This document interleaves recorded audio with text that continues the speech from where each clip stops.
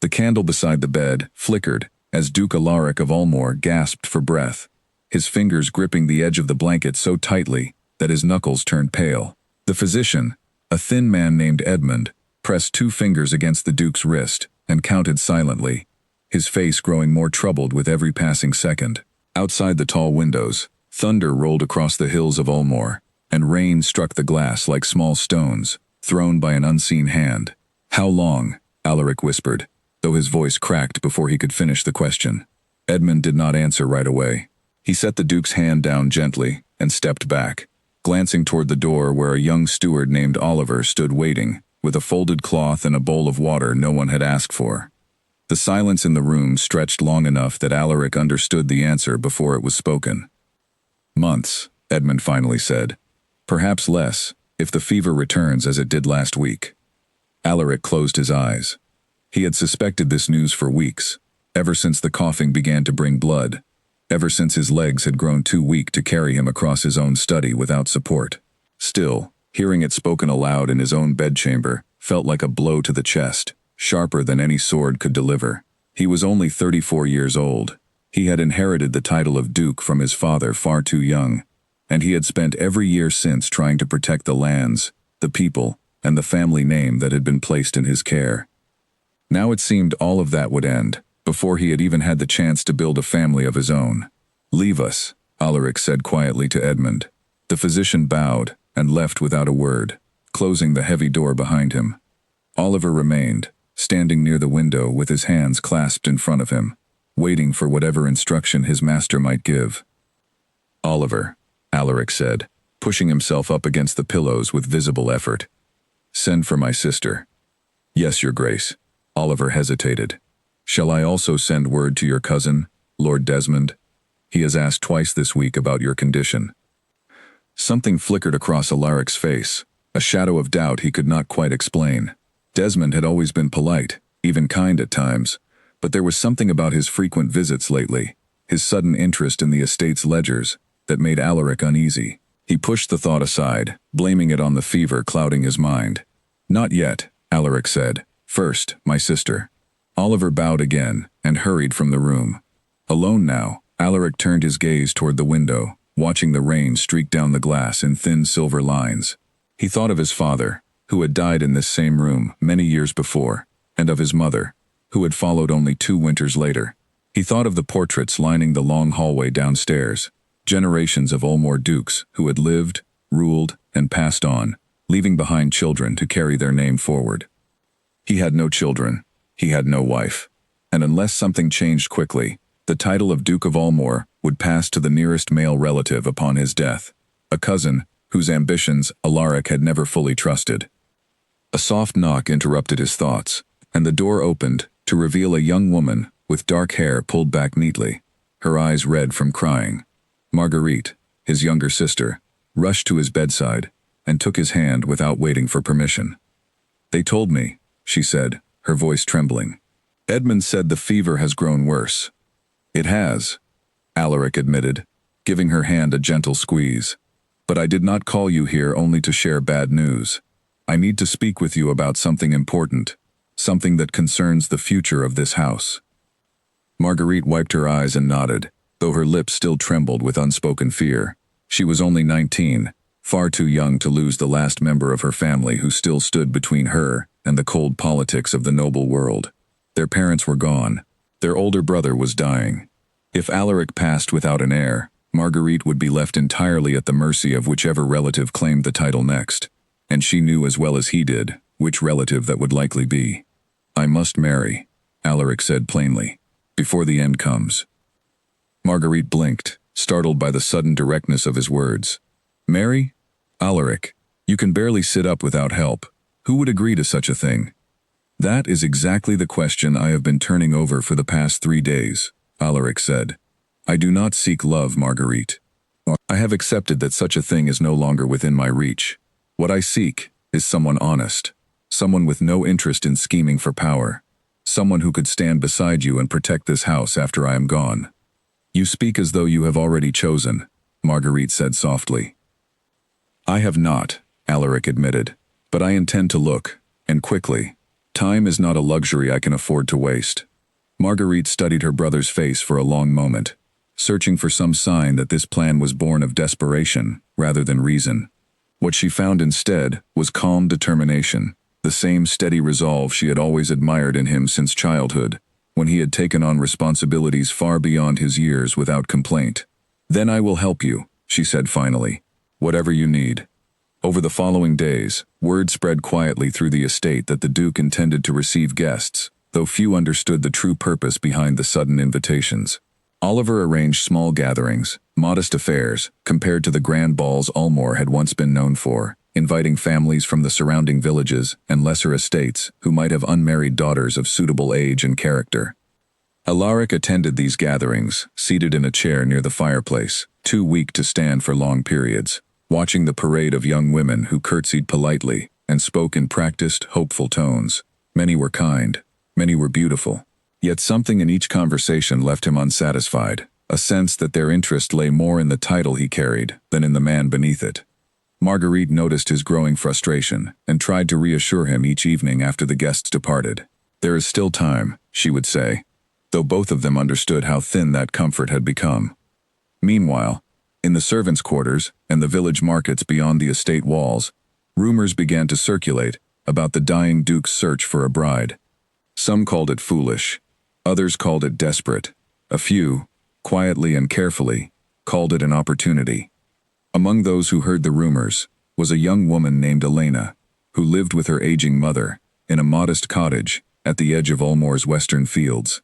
Elena's family had once held a respectable position among the local gentry, but a series of misfortunes, poor harvests, unpaid debts, and the sudden death of her father 3 years earlier had left them struggling to maintain even the small comforts they still possessed. Elena was 26, considered by village standards to be well past the age most women married, a fact that had caused her mother considerable worry over the years. She spent her days managing what remained of their small farm, tending to her mother's failing health, and quietly setting aside whatever coin she could earn from selling preserves and woven cloth at the market. When her mother first mentioned the Duke's search for a bride, Elena laughed off the idea entirely. "A dying Duke seeking a wife," she said, shaking her head as she stirred a pot over the hearth fire. "What good would come of marrying a man who will not live to see the next harvest?" "Perhaps more good than you imagine," her mother replied, her voice weak but steady. "A title, even briefly held, could secure your future, Elena. And mine, while I still draw breath." Elena said nothing further that evening, though the conversation lingered in her thoughts long after the fire had burned down to embers. She was not a woman driven by ambition for status or wealth, but she understood practical matters, and she understood the weight of watching someone she loved grow weaker each day, without the means to ease their suffering. A week later, an invitation arrived at their cottage, delivered by one of Oliver's messengers, requesting Elena's presence at a small gathering at Ulmore Manor. Elena suspected her mother had quietly arranged for their family's name to be included on the guest list, calling in favors from distant relations who still maintained ties to the estate. "I will not go pretending to be someone I am not," Elena told her mother firmly, as she prepared for the evening. "If I attend, I will speak honestly, and if that honesty displeases the Duke, then so be it." "That is exactly why you should go," her mother said, smiling faintly. "Honesty is rare enough these days that it might be exactly what draws his attention." The evening of the gathering arrived cold and clear, the sky scattered with stars, as Elena traveled by borrowed cart toward the looming silhouette of Ulmore Manor. The grand estate, with its tall stone towers and glowing windows, seemed almost otherworldly compared to the humble cottage she called home. She smoothed the simple fabric of her dress, the finest she owned, though far from fashionable by noble standards, and reminded herself firmly that she had nothing to prove and nothing to hide.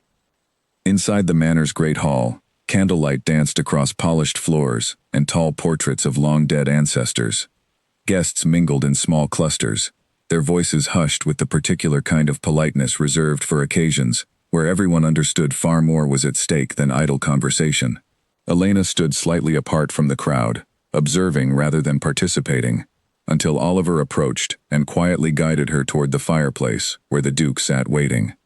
Alaric looked up as she approached, and something in his tired eyes sharpened with sudden attention. She did not curtsy with the exaggerated grace many of the other women had practiced. She simply inclined her head respectfully and met his gaze directly, without flinching from the visible signs of his illness, the pallor of his skin, the thinness of his frame beneath his fine clothing. "You are not afraid to look at me," Alaric observed, a faint note of curiosity in his weakened voice. "Should I be, your grace?" Elena asked, her tone calm and unhurried. "You are ill, not dangerous. I see no reason to pretend otherwise."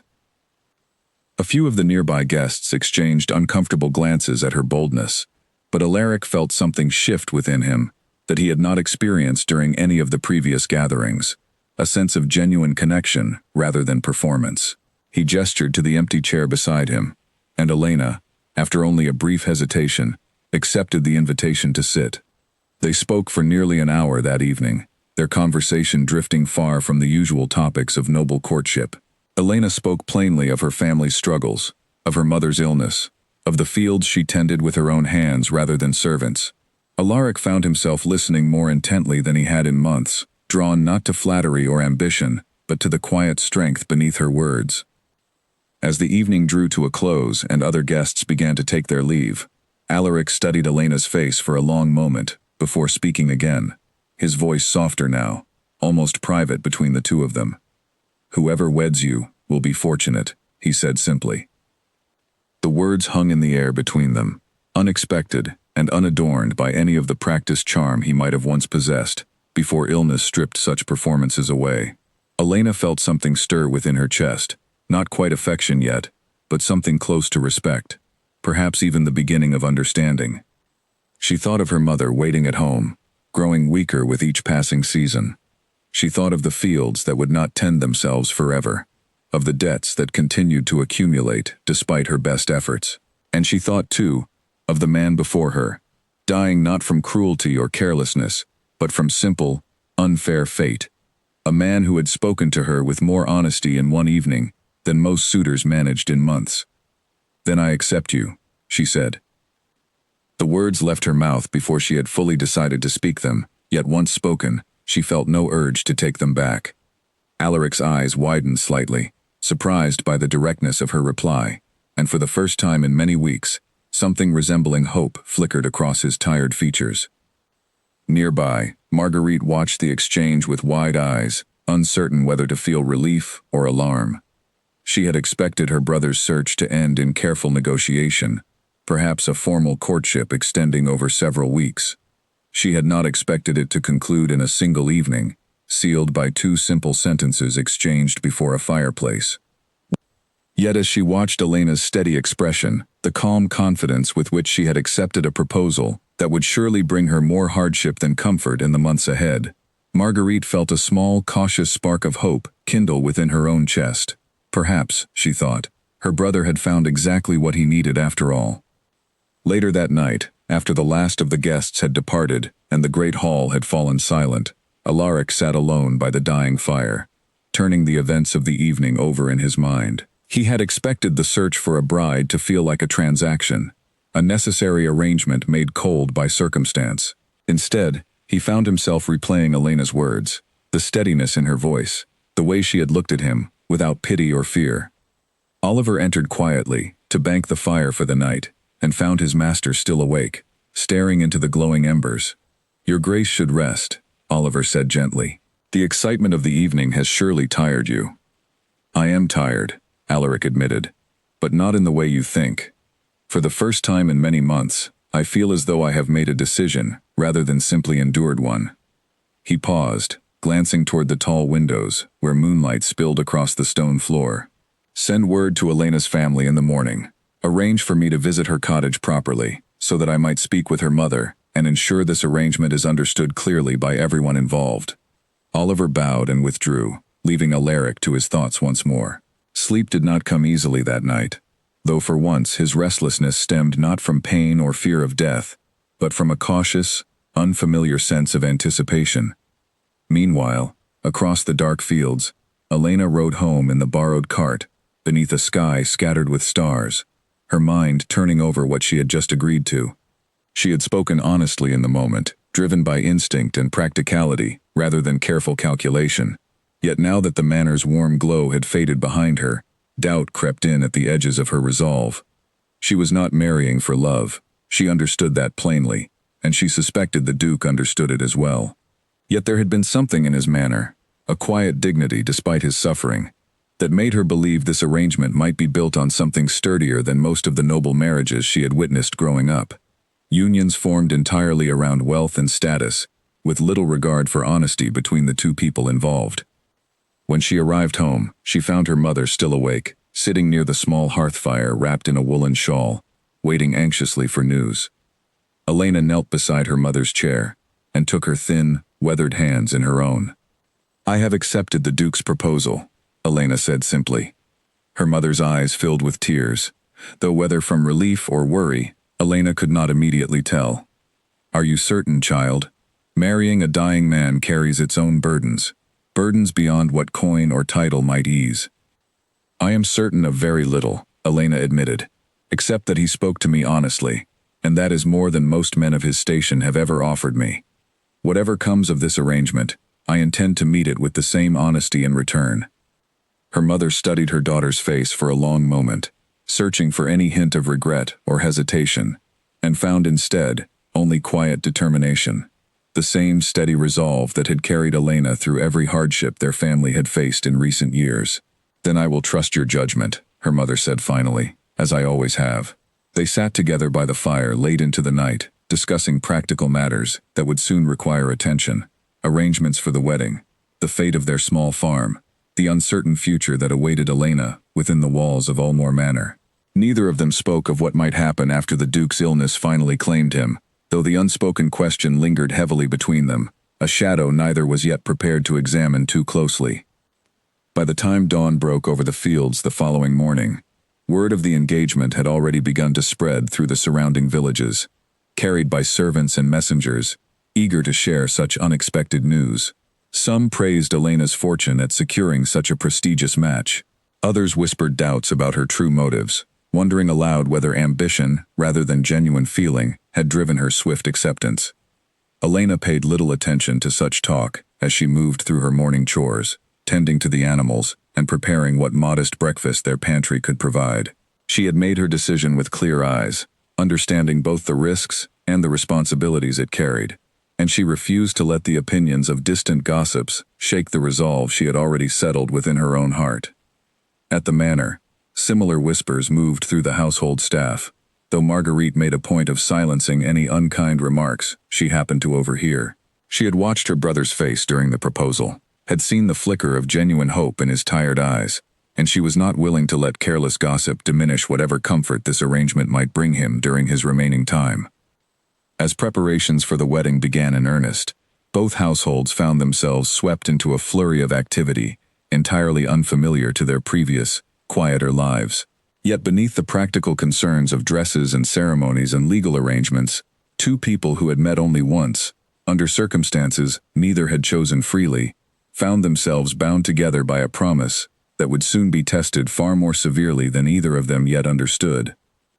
For within the walls of Ulmore Manor, hidden behind polite smiles and quiet courtesies, a danger was already taking shape, one that had nothing to do with the Duke's failing health, and everything to do with the ambitions of those who stood to gain the most from his death. 3 days after the gathering at Ulmore Manor, a carriage rolled slowly along the narrow lane leading to Elena's cottage, its wheels sinking slightly into the soft mud left behind by recent rain. Inside sat Alaric, wrapped in a heavy coat despite the mild afternoon, his breathing shallow but steady, as Oliver guided the horses toward the small stone house at the edge of the western fields. Elena stood outside when the carriage arrived, having spotted it from a distance while gathering vegetables from her modest garden. She wiped her hands on her apron and straightened her posture, uncertain what to expect from this unannounced visit, though word had already reached her that the Duke intended to call on her family properly before any formal arrangements proceeded further. Oliver stepped down first, offering his arm to help Alaric descend from the carriage with careful, deliberate movements. The Duke's legs trembled slightly as his feet touched solid ground, but he waved away further assistance once he had steadied himself, determined to greet Elena's mother on his own strength rather than appear entirely helpless before the woman whose daughter he intended to marry. Your Grace, Elena said, offering a respectful nod as he approached. We did not expect such a visit so soon. Forgive the lack of warning, Alaric replied, his voice carrying the same quiet honesty she had noticed during their first conversation. I felt it important to speak with your mother directly, to ensure she understands the nature of this arrangement, before we proceed any further. Elena led him inside the small cottage, where her mother sat near the hearth, her frail hands folded in her lap, watching the Duke's entrance with a mixture of curiosity and careful reservation. Despite her weakened condition, she rose slightly to greet him, though Alaric quickly gestured for her to remain seated, understanding all too well the particular exhaustion that came with prolonged illness. Please, he said gently, lowering himself into the chair Elena offered. Let us speak plainly, as your daughter and I have already begun to do. I will not insult your intelligence with flattery or false promises. I am dying, and I know it. What I offer your daughter is not a long marriage filled with the comforts most brides might hope for, but rather protection, security, and my honest respect for as long as I remain able to give it. Elena's mother studied him carefully, her sharp eyes missing nothing despite her physical frailty. And what do you expect in return, Your Grace? Honesty, Alaric said simply. And perhaps, in whatever time remains to me, companionship built on truth rather than pretense. I have watched many marriages within noble circles built entirely on ambition and calculation. I would prefer, in whatever days I have left, something more genuine than that. The room fell quiet for a long moment, as Elena's mother considered his words carefully. Finally, she nodded slowly. My daughter has told me of your conversation at the manor. She speaks of you with more respect than I expected, given the circumstances of your meeting. I will not stand in the way of this arrangement, provided you continue to treat her with the same honesty you have shown here today. You have my word, Alaric said. Over the following weeks, preparations moved forward with surprising speed given the circumstances. Legal documents were drawn up to secure Elena's position within the household regardless of what might happen to Alaric's health, ensuring she would not be left vulnerable after his passing. Marguerite, despite her initial uncertainty, threw herself into arranging what modest wedding ceremony the family's mourning household could reasonably manage, understanding that grand celebrations felt inappropriate given her brother's condition. The wedding itself took place on a cool autumn morning within the small chapel adjoining Ulmore Manor, attended only by close family, the household staff, and a handful of witnesses required by law. Elena wore a simple dress of pale blue fabric, modest compared to the elaborate gowns typically favored by noble brides, yet elegant in its quiet simplicity. Alaric stood before the altar, supported by a cane, his face pale but composed, watching Elena walk toward him with steady, unhurried steps. Their vows were exchanged briefly, without the flowery language often favored in grander ceremonies, each promise spoken plainly and directly. When the priest pronounced them husband and wife, a quiet murmur of approval rippled through the small gathering, though Elena noticed one face among the witnesses that remained carefully unreadable throughout the entire ceremony. Lord Desmond, Alaric's distant cousin, stood near the back of the chapel, his expression polite and composed, offering a respectful nod when Elena's gaze briefly met his own. Yet something in his stillness, the way his eyes lingered a moment too long on Alaric's trembling hands, left Elena with a faint, unexplained unease she could not immediately articulate. She pushed the feeling aside as the small wedding party moved toward the manor's dining hall for a modest celebratory meal, reminding herself that suspicion born of nervousness was hardly a reliable guide during such an unfamiliar and emotionally charged day. That evening, after the last of the guests had departed and the household had settled into quiet routine, Oliver led Elena through the manor's long corridors toward the chambers that would now serve as her home. The building felt larger and colder than she had anticipated, its high ceilings and echoing stone floors a stark contrast to the modest warmth of her family's cottage. Your chambers adjoin His Grace's rooms, Oliver explained as they walked. Those separate entrances have been arranged, should you require privacy at any time. His tone remained carefully professional, yet Elena sensed a certain caution in his manner, as though he were still evaluating whether she deserved his full trust. Thank you, Oliver, Elena said, offering a warm smile despite his reserved demeanor.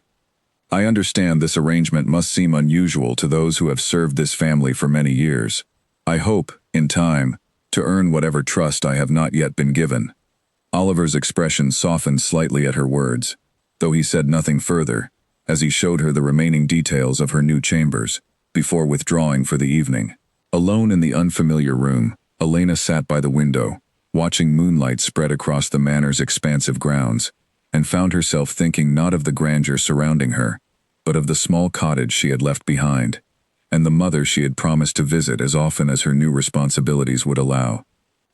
A soft knock interrupted her thoughts, and she opened the door to find Marguerite standing in the corridor, still dressed in her wedding finery, her expression difficult to read in the dim candlelight. "I wished to speak with you before the evening ended," Marguerite said, her voice carrying a careful formality that suggested the conversation had been rehearsed. "My brother has made his choice, and I will respect it, but I hope you understand what is truly at stake here, beyond whatever comfort this marriage might bring him in his final months." "I understand a great deal more than you might expect," Elena replied gently, sensing the protective instinct behind Marguerite's guarded words. "Your brother's well-being matters to me, as does your own safety within this household. I did not enter this marriage seeking wealth or status, Marguerite. I entered it because your brother spoke to me with more honesty than most people manage in a lifetime, and because I believed, and still believe, that such honesty deserves to be honored." Marguerite studied her carefully, searching for any hint of insincerity in her words, and found instead only calm, steady conviction. "I want to believe you," she admitted quietly. "Time will tell whether that belief proves justified." "Then let time be our judge," Elena said, "and until it renders its verdict, know that I intend to prove myself through actions rather than mere words."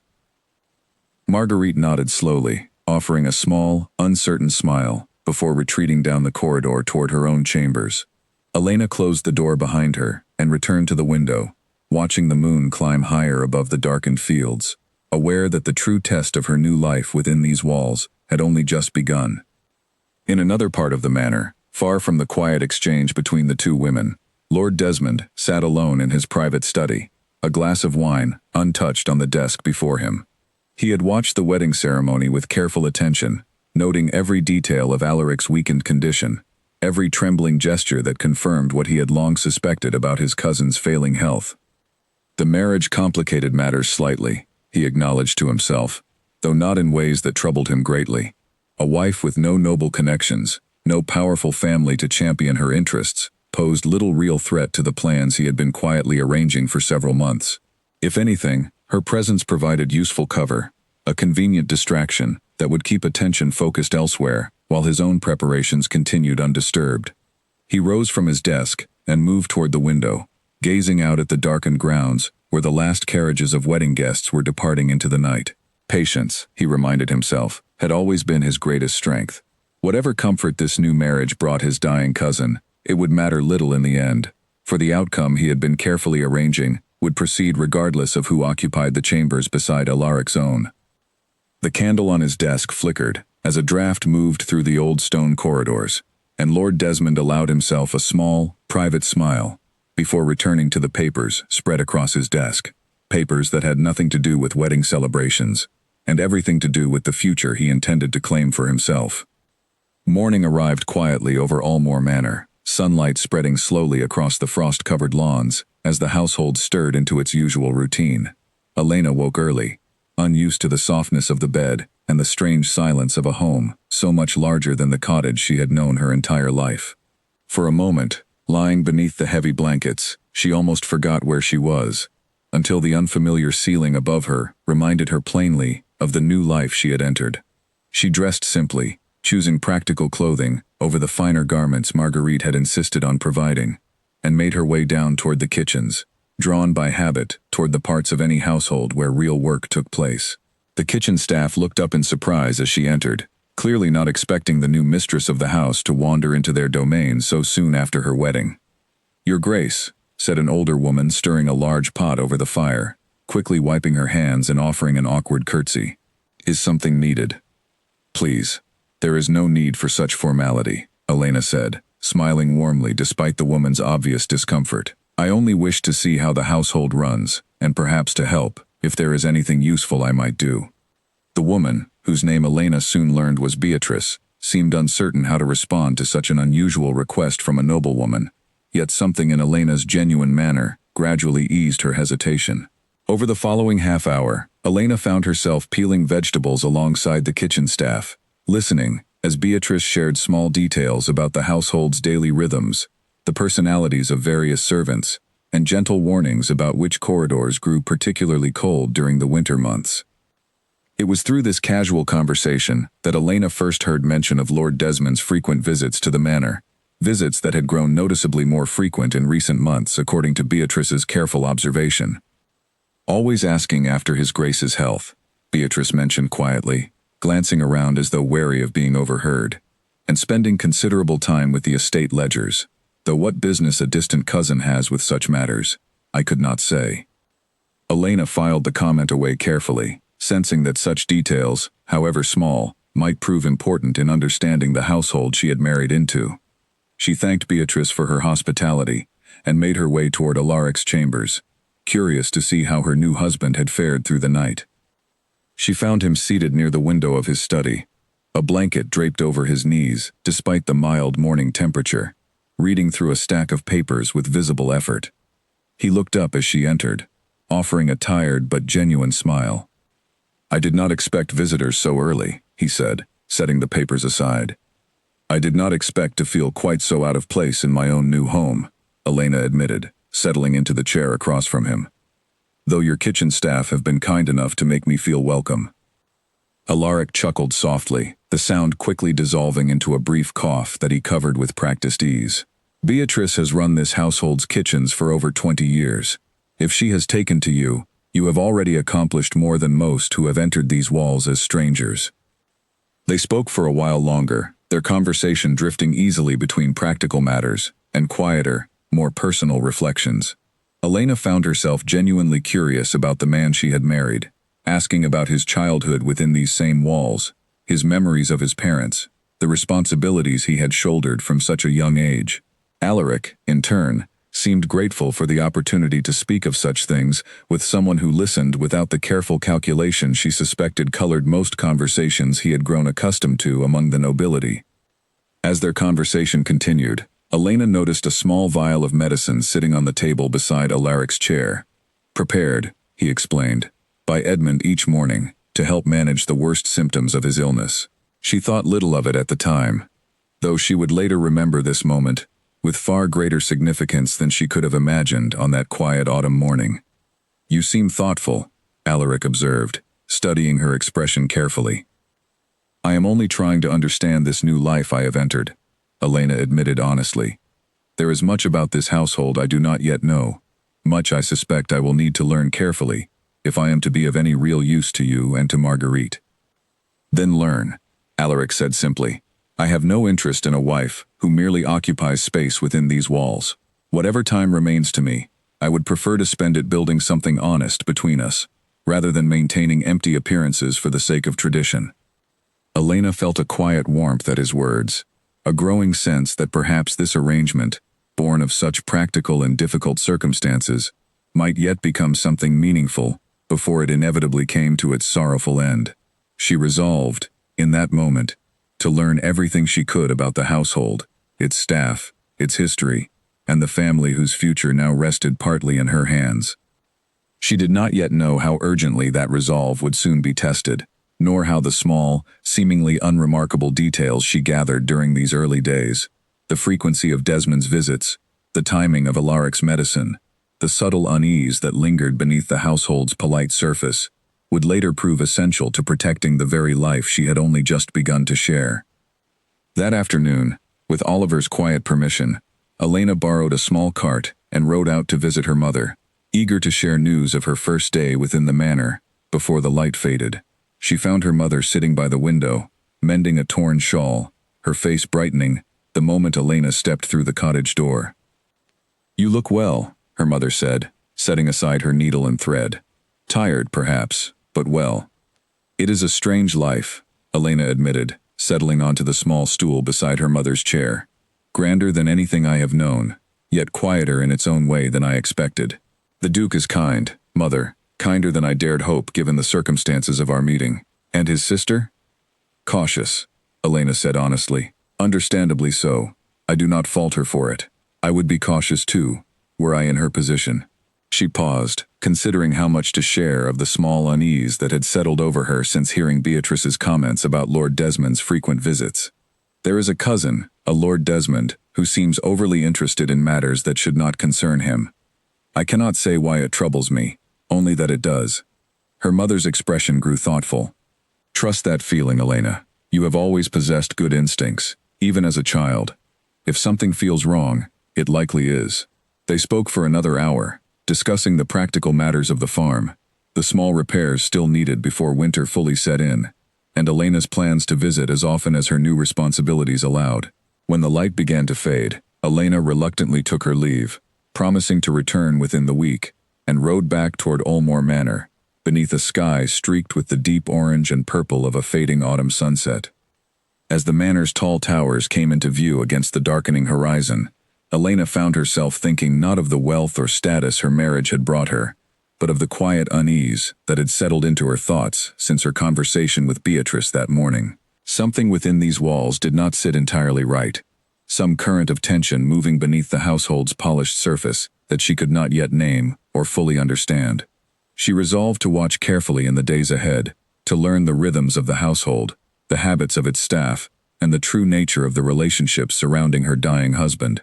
Whatever waited for her within Ulmore Manor, she intended to face it with the same clear-eyed honesty that had brought her to this unfamiliar life in the first place, whatever the cost of that honesty might eventually prove to be. 2 weeks into her new life at Ulmore Manor, Elena woke before dawn to the sound of urgent footsteps echoing down the corridor outside her chambers. She rose quickly, pulling a shawl around her shoulders, and opened her door to find Oliver hurrying past, his face pale with worry. "What has happened?" she asked, following him, without waiting for an invitation.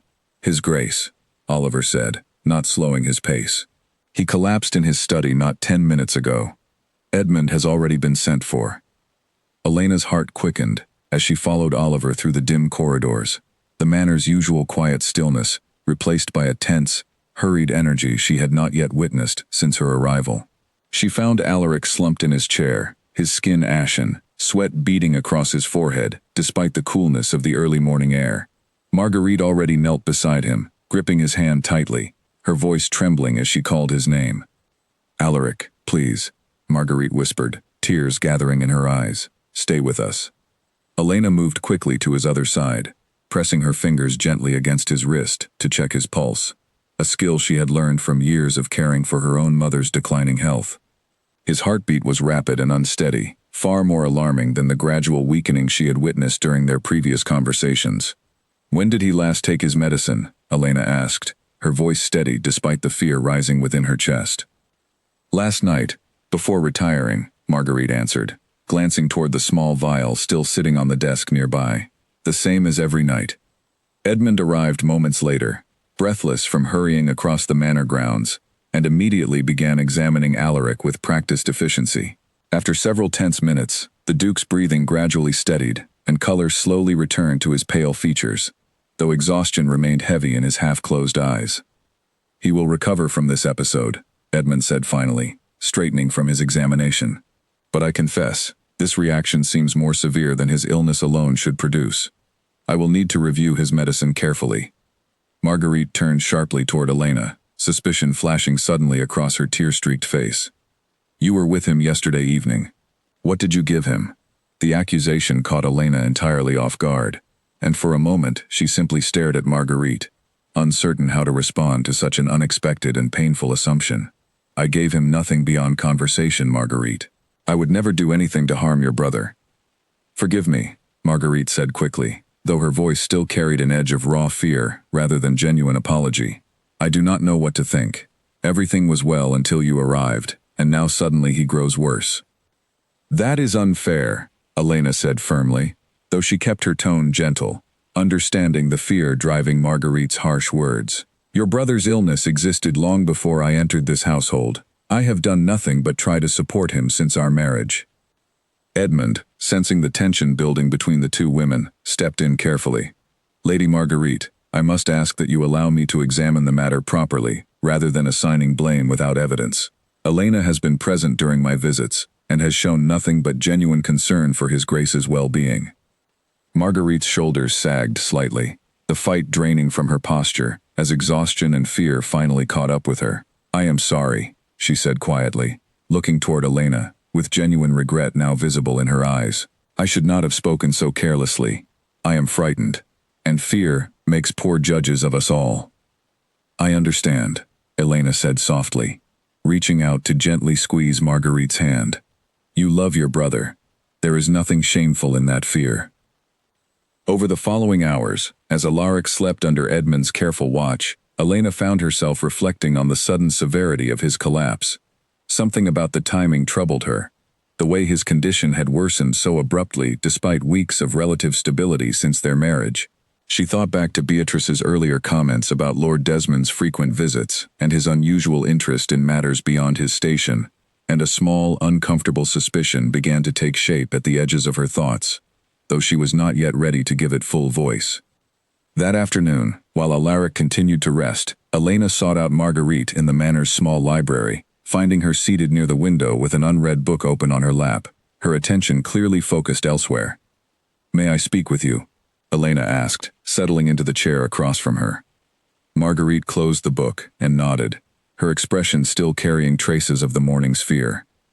"I owe you a proper apology, Elena. My words this morning were unfair, born of panic rather than reason." "I do not hold it against you," Elena said gently, "but I wonder if we might use this fear more productively, rather than letting it turn us against one another, when we should instead be working together to understand what is truly happening to your brother." Marguerite studied her carefully. "What do you mean?" "I mean," Elena said slowly, choosing her words with care, "that something about this morning's collapse troubles me deeply. Edmund himself said the reaction seemed more severe than the illness alone should produce. I do not wish to speak carelessly or accuse anyone without proper cause, but I believe we owe it to your brother to look more closely at everything surrounding his care, his medicine, his visitors, everything that touches his daily life within these walls." Marguerite's eyes widened slightly as understanding dawned. "You suspect someone." "I suspect nothing with certainty," Elena said carefully, "but I have heard mention of Lord Desmond's frequent visits, his interest in the estate ledgers, matters that seem to have little connection to genuine concern for your brother's health. Perhaps it is nothing more than a distant relative's natural curiosity during difficult times, or perhaps it is something we should watch more closely." Marguerite was quiet for a long moment, her fingers tightening around the edges of the book still resting in her lap. "Desmond has always been polite to my face," she said finally, "but I confess, there has always been something about him I could not quite trust, something calculating beneath his pleasant manner. My brother has felt it too, though he has always dismissed it as unfounded suspicion." "Then perhaps it is time we stop dismissing it," Elena said quietly. "Not with accusations we cannot yet prove, but with careful attention. I intend to watch more closely in the days ahead, Marguerite, and I would welcome your help in doing so, if you are willing." Marguerite nodded slowly, a new resolve settling over her features, replacing the earlier fear with something closer to determined purpose. "I am willing. My brother's life may depend on it, and I will not sit idle while whispers of danger surround him unexamined." From that afternoon forward, a quiet alliance began to form between the two women, born not of easy friendship, but of shared concern for the man they both loved in their own distinct ways. Marguerite began paying closer attention to the household's daily rhythms, noting the timing of Desmond's visits and the particular moments he seemed to seek private conversations with the servants responsible for preparing Alaric's meals and medicine. Elena, meanwhile, spent increasing time with Edmund, asking careful questions about the nature of Alaric's illness, the specific medicines prescribed, and the symptoms that seemed to worsen rather than improve despite months of treatment. Edmund, though initially cautious about discussing such matters openly, gradually came to trust Elena's genuine concern, recognizing in her questions the same careful attention to detail that had marked his own medical training. "I confess," Edmund admitted during one such conversation, "there are aspects of his Grace's decline that have troubled me for some time. Symptoms that do not entirely match the pattern I would expect from his diagnosed condition alone. I had attributed this to the unpredictable nature of illness, but perhaps I have been too quick to dismiss other possibilities." "What other possibilities?" Elena asked carefully. Edmund hesitated, glancing toward the closed door of his small study, as though wary of being overheard even within his own private space. "I do not wish to speak carelessly of matters I cannot yet prove, but certain symptoms, the sudden severity of this morning's collapse in particular, bear some resemblance to reactions I have witnessed in cases involving slow, deliberate poisoning rather than natural illness alone." The word hung heavily in the quiet study, confirming the suspicion Elena had not yet allowed herself to fully articulate, even in her own private thoughts. "Can you be certain?" she asked, her voice barely above a whisper. "Not yet," Edmund admitted, "but I intend to examine the matter more carefully, beginning with the medicine currently being administered each evening. If someone has been tampering with his treatment, I should be able to identify evidence of it, given time and careful observation." Elena left Edmund's study that evening, with her heart heavy with a mixture of fear and grim resolve. The suspicion that had begun as a vague unease now carried the weight of genuine possibility, a danger far more calculated and deliberate than the natural cruelty of illness alone. If someone within these very walls was indeed working to hasten Alaric's death, she understood clearly that time had suddenly become far more precious and far more dangerous than she had previously realized.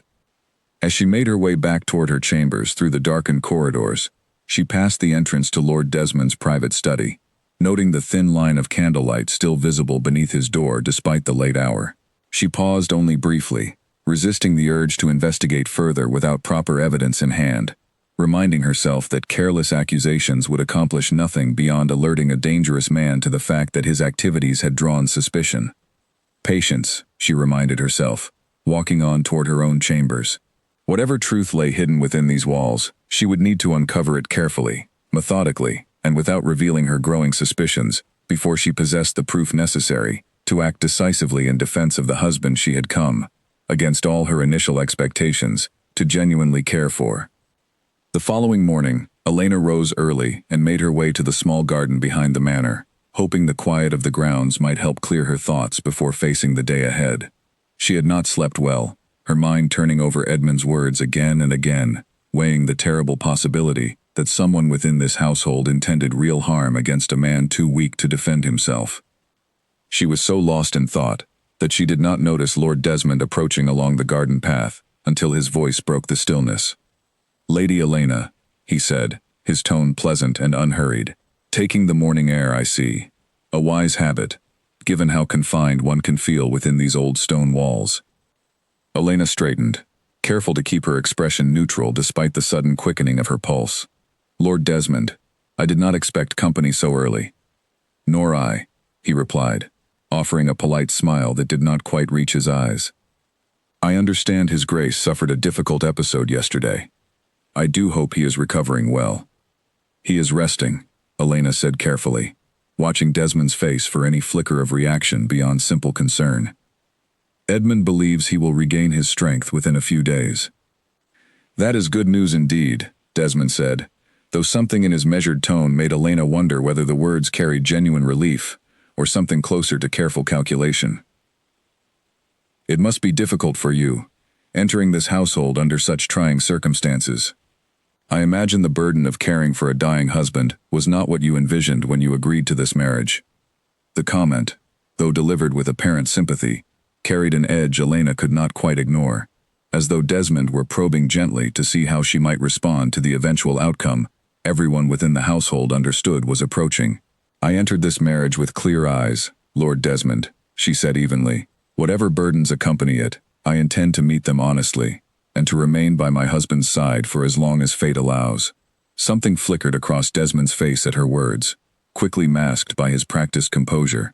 "A noble sentiment," he said smoothly, "though I wonder how many young women in your position would speak so selflessly, given the considerable inheritance that would otherwise pass to more distant relations upon His Grace's eventual passing." The implication in his words was subtle but unmistakable, a quiet suggestion that her motives might not be as pure as she claimed, perhaps intended to plant doubt or simply to test her reaction. Elena met his gaze steadily, refusing to let the comment unsettle her outward composure. "I have not given much thought to matters of inheritance, Lord Desmond," she said calmly. "My concern remains entirely with my husband's health and comfort, not with whatever arrangements the law might eventually determine." Desmond studied her for a long moment, as though reassessing something in his own calculations, before offering a shallow bow. Of course. Forgive my forwardness. These are difficult times for everyone within this household, and I confess my own concern for my cousin sometimes expresses itself clumsily. He turned to leave, then paused, glancing back at her with an expression she could not quite read. I do hope, for everyone's sake, that His Grace's health improves, rather than continues to decline. Good day, Lady Elena. Elena watched him walk away along the garden path until he disappeared around the corner of the manor, her heart still pounding from the careful, unsettling exchange. Whatever Desmond's true intentions, she was now more certain than ever that his interest in the household extended far beyond simple familial concern, and that his composed, pleasant manner concealed something far more calculating beneath the surface.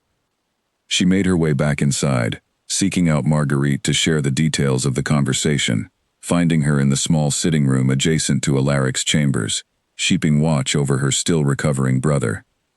He spoke to you in the garden? Marguerite asked, her brow furrowing with concern, as Elena recounted the exchange in careful detail. He was testing me, Elena said quietly, glancing toward the closed door where Alaric still rested, trying to see whether I might reveal some hidden motive beneath my words. I do not believe he learned anything useful from our conversation, but I am now certain his interest in this household reaches far beyond simple curiosity. Marguerite's hands tightened in her lap. What do we do now? We continue watching, Elena said firmly. Carefully, patiently, without revealing what we suspect. Edmund intends to examine the medicine more closely.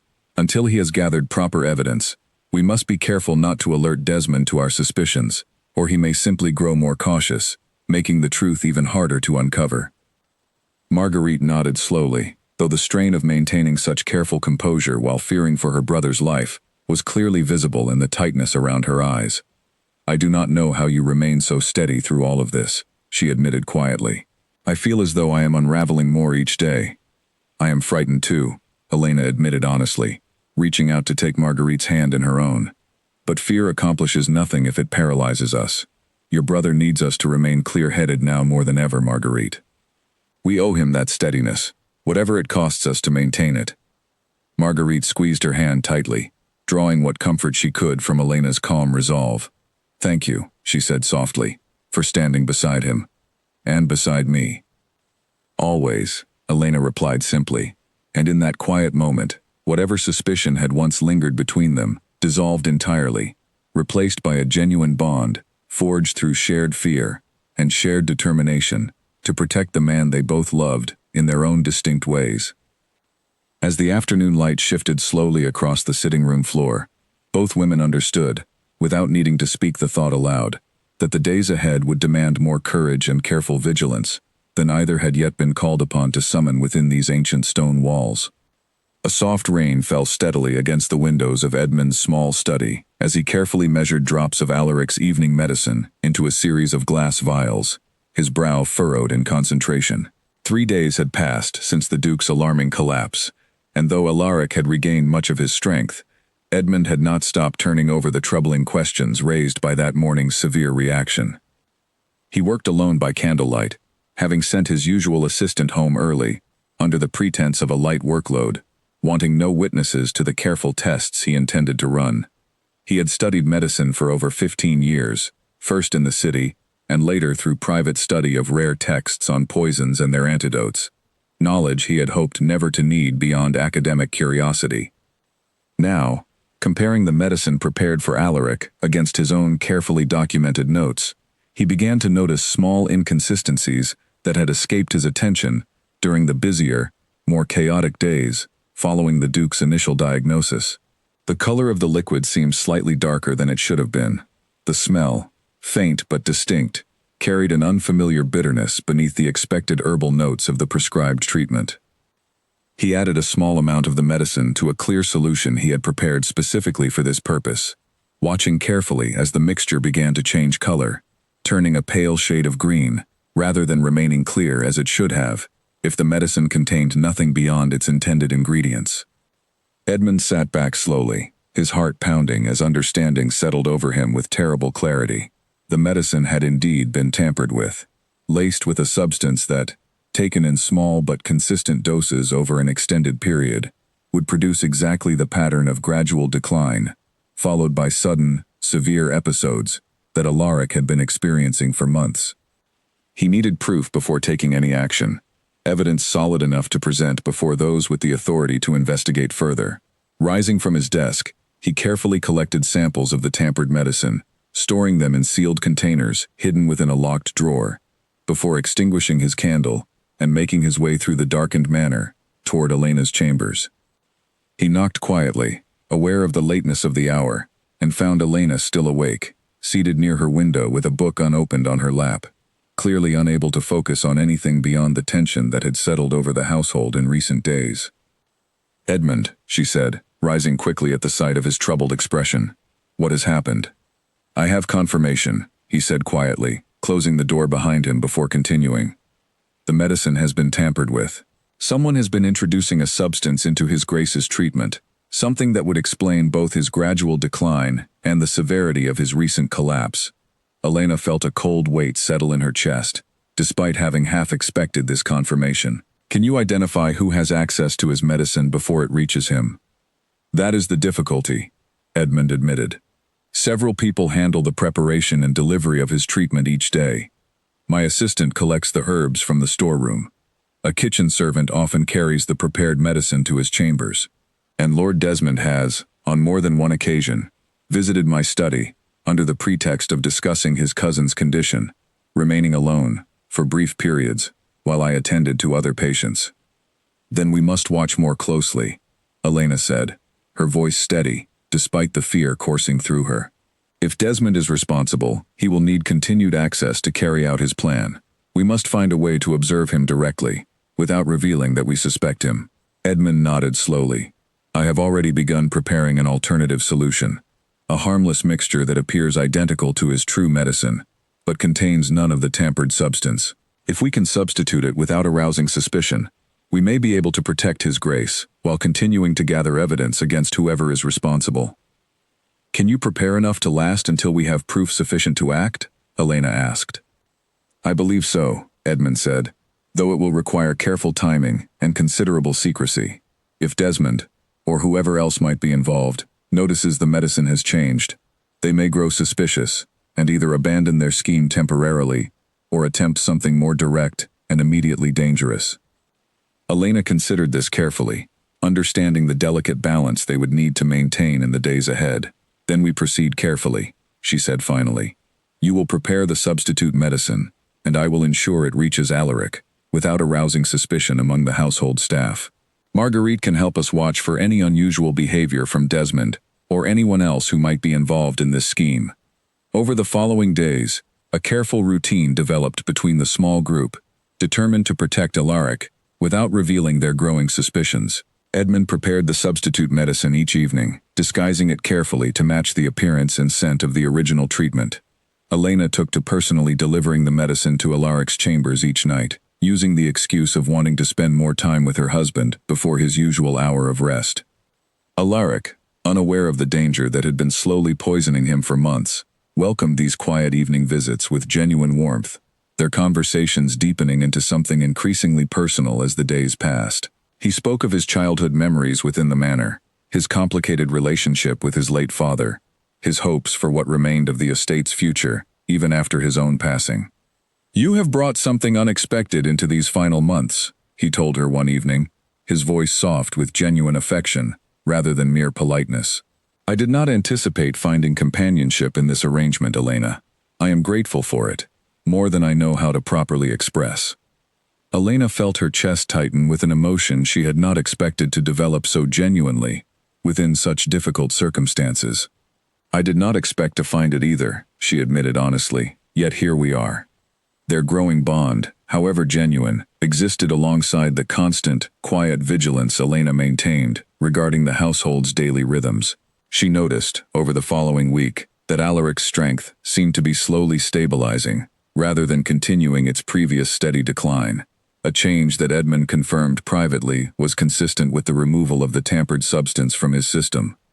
Yet this improvement, however welcome, carried its own danger. If Desmond noticed that his cousin's condition had unexpectedly stabilized, rather than continuing to worsen as his scheme intended, he might grow suspicious that his plan had somehow been disrupted, prompting him to take more direct or more desperate action. This concern proved justified sooner than Elena had hoped. Nearly 2 weeks after Edmund's discovery, Elena encountered Desmond in the manor's long gallery, his expression carrying none of the pleasant composure he had maintained during their previous encounters. "Lady Elena," he said, his tone considerably cooler than before, "I understand His Grace's health has improved somewhat in recent days." "He has been resting well," Elena said carefully, keeping her expression neutral, despite the sudden tension she felt at his changed demeanor. "How fortunate," Desmond replied, though his eyes carried a calculating sharpness that had not been present during their earlier garden conversation. Edmund's treatments must finally be proving effective, after so many months of gradual decline. "Perhaps," Elena said simply, refusing to offer any further explanation that might reveal what she and Edmund had actually discovered. Desmond studied her for a long moment, and Elena forced herself to hold his gaze steadily, refusing to betray the fear building within her chest. "I find it curious," he said slowly, "how such improvement has coincided so precisely with your arrival in this household, almost as though something specific has changed in his care since your marriage." The implication in his words carried a dangerous edge, and Elena understood immediately that Desmond's suspicions, whatever their true nature, had begun to focus directly on her own involvement in his cousin's changing condition. She kept her voice carefully steady as she responded, "I have done nothing beyond offering companionship and encouraging him to rest properly, Lord Desmond. If his health has improved, I suspect it owes more to Edmund's careful attention than to anything I have contributed." "Perhaps," Desmond said again, though his tone made clear he remained unconvinced. He offered a shallow bow before continuing down the gallery, leaving Elena standing alone, with her heart pounding rapidly beneath her composed exterior. She hurried to find Edmund immediately, recounting the troubling exchange in careful detail. His expression grew grave as she finished. "He suspects something," Edmund said quietly. "We must be more careful than ever now. If he believes his scheme has been discovered, he may attempt something more drastic, or he may simply abandon the slow poisoning in favor of a more immediate method to achieve his goal. Then we need proof soon," Elena said firmly. "Before he has the chance to act further, what do you suggest?" Edmund was quiet for a long moment, considering the difficult path ahead. "I believe," he said finally, "that we may need to search his private study directly, to find whatever evidence connects him definitively to the substance used in Alaric's medicine. It is a considerable risk, but I do not see another path that will provide the certainty we need to act decisively before he grows more dangerous." Elena felt a chill settle over her at the thought of such a direct and dangerous course of action. Yet she understood, with growing clarity, that time had become their most precious and most limited resource. Whatever risks lay ahead, she resolved firmly that she would face them, for the sake of the husband whose life now depended entirely on the courage and careful determination of those few who had discovered the truth hidden within Ulmore Manor's ancient stone walls. That evening, Elena sought out Marguerite to share the growing urgency of their situation, finding her in the small chapel adjoining the manor, kneeling quietly before the altar where the family had gathered for the wedding only weeks earlier. Marguerite rose quickly at the sound of approaching footsteps, wiping her eyes before turning to face Elena. "I come here sometimes," Marguerite admitted, "when the weight of everything becomes too much to carry alone. It is quiet, and I feel closer to our parents within these walls." "I did not mean to intrude," Elena said gently, though she remained near the chapel entrance, sensing Marguerite needed a moment to compose herself. "You are not intruding," Marguerite said, managing a small, weary smile. "What news do you bring? Your expression suggests it is not good." Elena recounted the tense exchange with Desmond in careful detail, watching Marguerite's expression shift from concern to something closer to determined anger as the account unfolded. "He suspects you now," Marguerite said quietly. "That means he may act against you directly, not only against my brother." "I have considered that possibility," Elena admitted, "but I do not intend to let fear stop us from finding the proof we need. Edmund believes we may need to search his study directly." "That is dangerous," Marguerite said immediately, her brow furrowing with worry.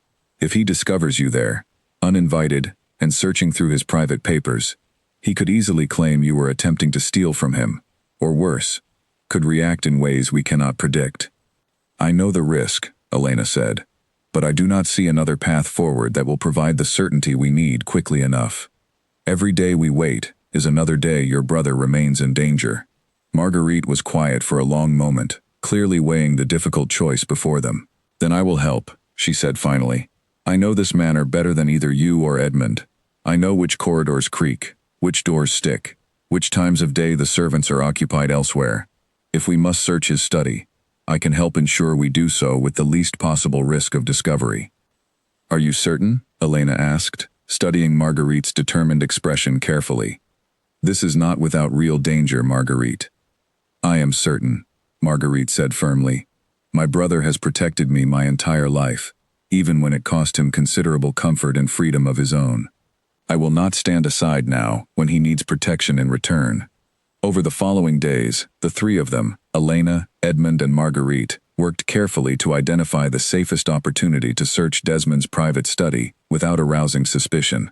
Marguerite's knowledge of the household's daily rhythms proved invaluable, as she identified a window of nearly an hour each afternoon, when Desmond typically rode out to inspect a distant portion of the estate's boundaries, leaving his study unattended and, crucially, unlocked, as he had never suspected anyone within the household of harboring doubts about his character. During this same period, Elena continued her careful vigilance over Alaric's condition, relieved to see his strength continuing to return steadily, now that the tampered medicine had been replaced with Edmund's harmless substitute. Their evening conversations grew increasingly warm, filled with a genuine tenderness that surprised them both, given the circumstances that had originally brought them together. I find myself looking forward to these evenings more than I anticipated, Alaric admitted one night, his voice carrying a warmth Elena had not heard during their earliest conversations. There is a particular comfort in speaking honestly with someone who asks nothing of me beyond simple companionship. I find the same comfort in our conversations, Elena replied honestly, reaching out to take his hand gently in her own. Whatever brought us together, Alaric, I am grateful for the time we have shared since. He studied her face carefully in the soft candlelight, something unspoken passing between them that neither felt quite ready to name aloud. I had resigned myself to facing my final months alone, he said quietly. I did not expect to find such genuine warmth waiting for me instead. Elena felt her heart ache with a complicated mixture of tenderness and fear, aware that the very stability bringing them closer together also placed her in increasing danger from a man determined to see this fragile happiness destroyed before it could fully take root. She said nothing of her growing suspicions that evening, unwilling to burden Alaric with fears she could not yet prove, choosing instead to simply enjoy the quiet warmth of his company while she still could. Later that night, unable to sleep despite her exhaustion, Elena found herself walking slowly through the manor's darkened corridors, her thoughts turning over the dangerous plan taking shape for the following afternoon. She paused near the entrance to the east wing, where Desmond's private study was located, studying the heavy wooden door from a careful distance, imagining the papers and evidence that might lie hidden within.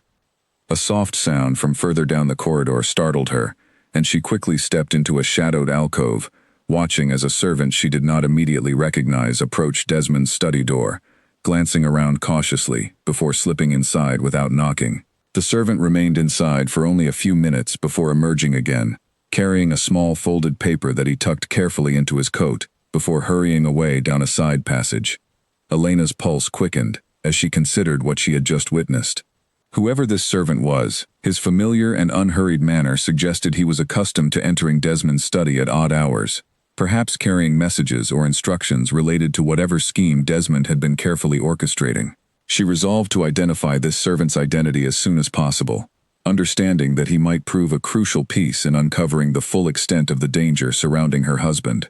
She made her way back toward her own chambers, her mind racing with the implications of what she had just witnessed. The plan to search Desmond's study now carried even greater urgency, for if he had accomplices moving quietly through the household's corridors at night, the danger surrounding Alaric was far more extensive and far more carefully coordinated than she and her small circle of allies had previously realized. The following morning, Elena rose early and sought out Beatrice in the kitchens, hoping the older woman's long familiarity with the household staff might help identify the mysterious servant she had witnessed slipping in and out of Desmond's study the previous night. A young man, you say, tall with dark hair, moving quietly and avoiding notice? Beatrice repeated thoughtfully, setting down the bread she had been kneading. That sounds very much like Simon, one of the stable hands. He has always kept to himself, though I have noticed him running odd errands for Lord Desmond from time to time, carrying messages to the village, or waiting near the eastern gate at unusual hours. Do you know where I might find him this morning? Elena asked. He should be tending the horses in the stable yard, unless Lord Desmond has sent him off on another errand already. Beatrice studied Elena's face carefully, her expression growing concerned. Is something troubling you, my lady? You have seemed unusually watchful these past weeks. I am only trying to understand the household better, Elena said carefully, offering a reassuring smile despite the tension coiled tightly within her chest.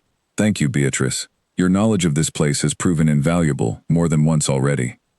Elena made her way to the stable yard, finding Simon exactly where Beatrice had suggested, brushing down one of the estate's horses with quiet, methodical care. He looked up as she approached, his expression carefully neutral, though Elena noticed a flicker of wariness cross his features when he recognized her. Lady Elena, he said, offering a respectful nod, is there something you require? Only a moment of conversation, if you can spare it, Elena said, keeping her tone light and unhurried. I understand you assist Lord Desmond with various errands from time to time.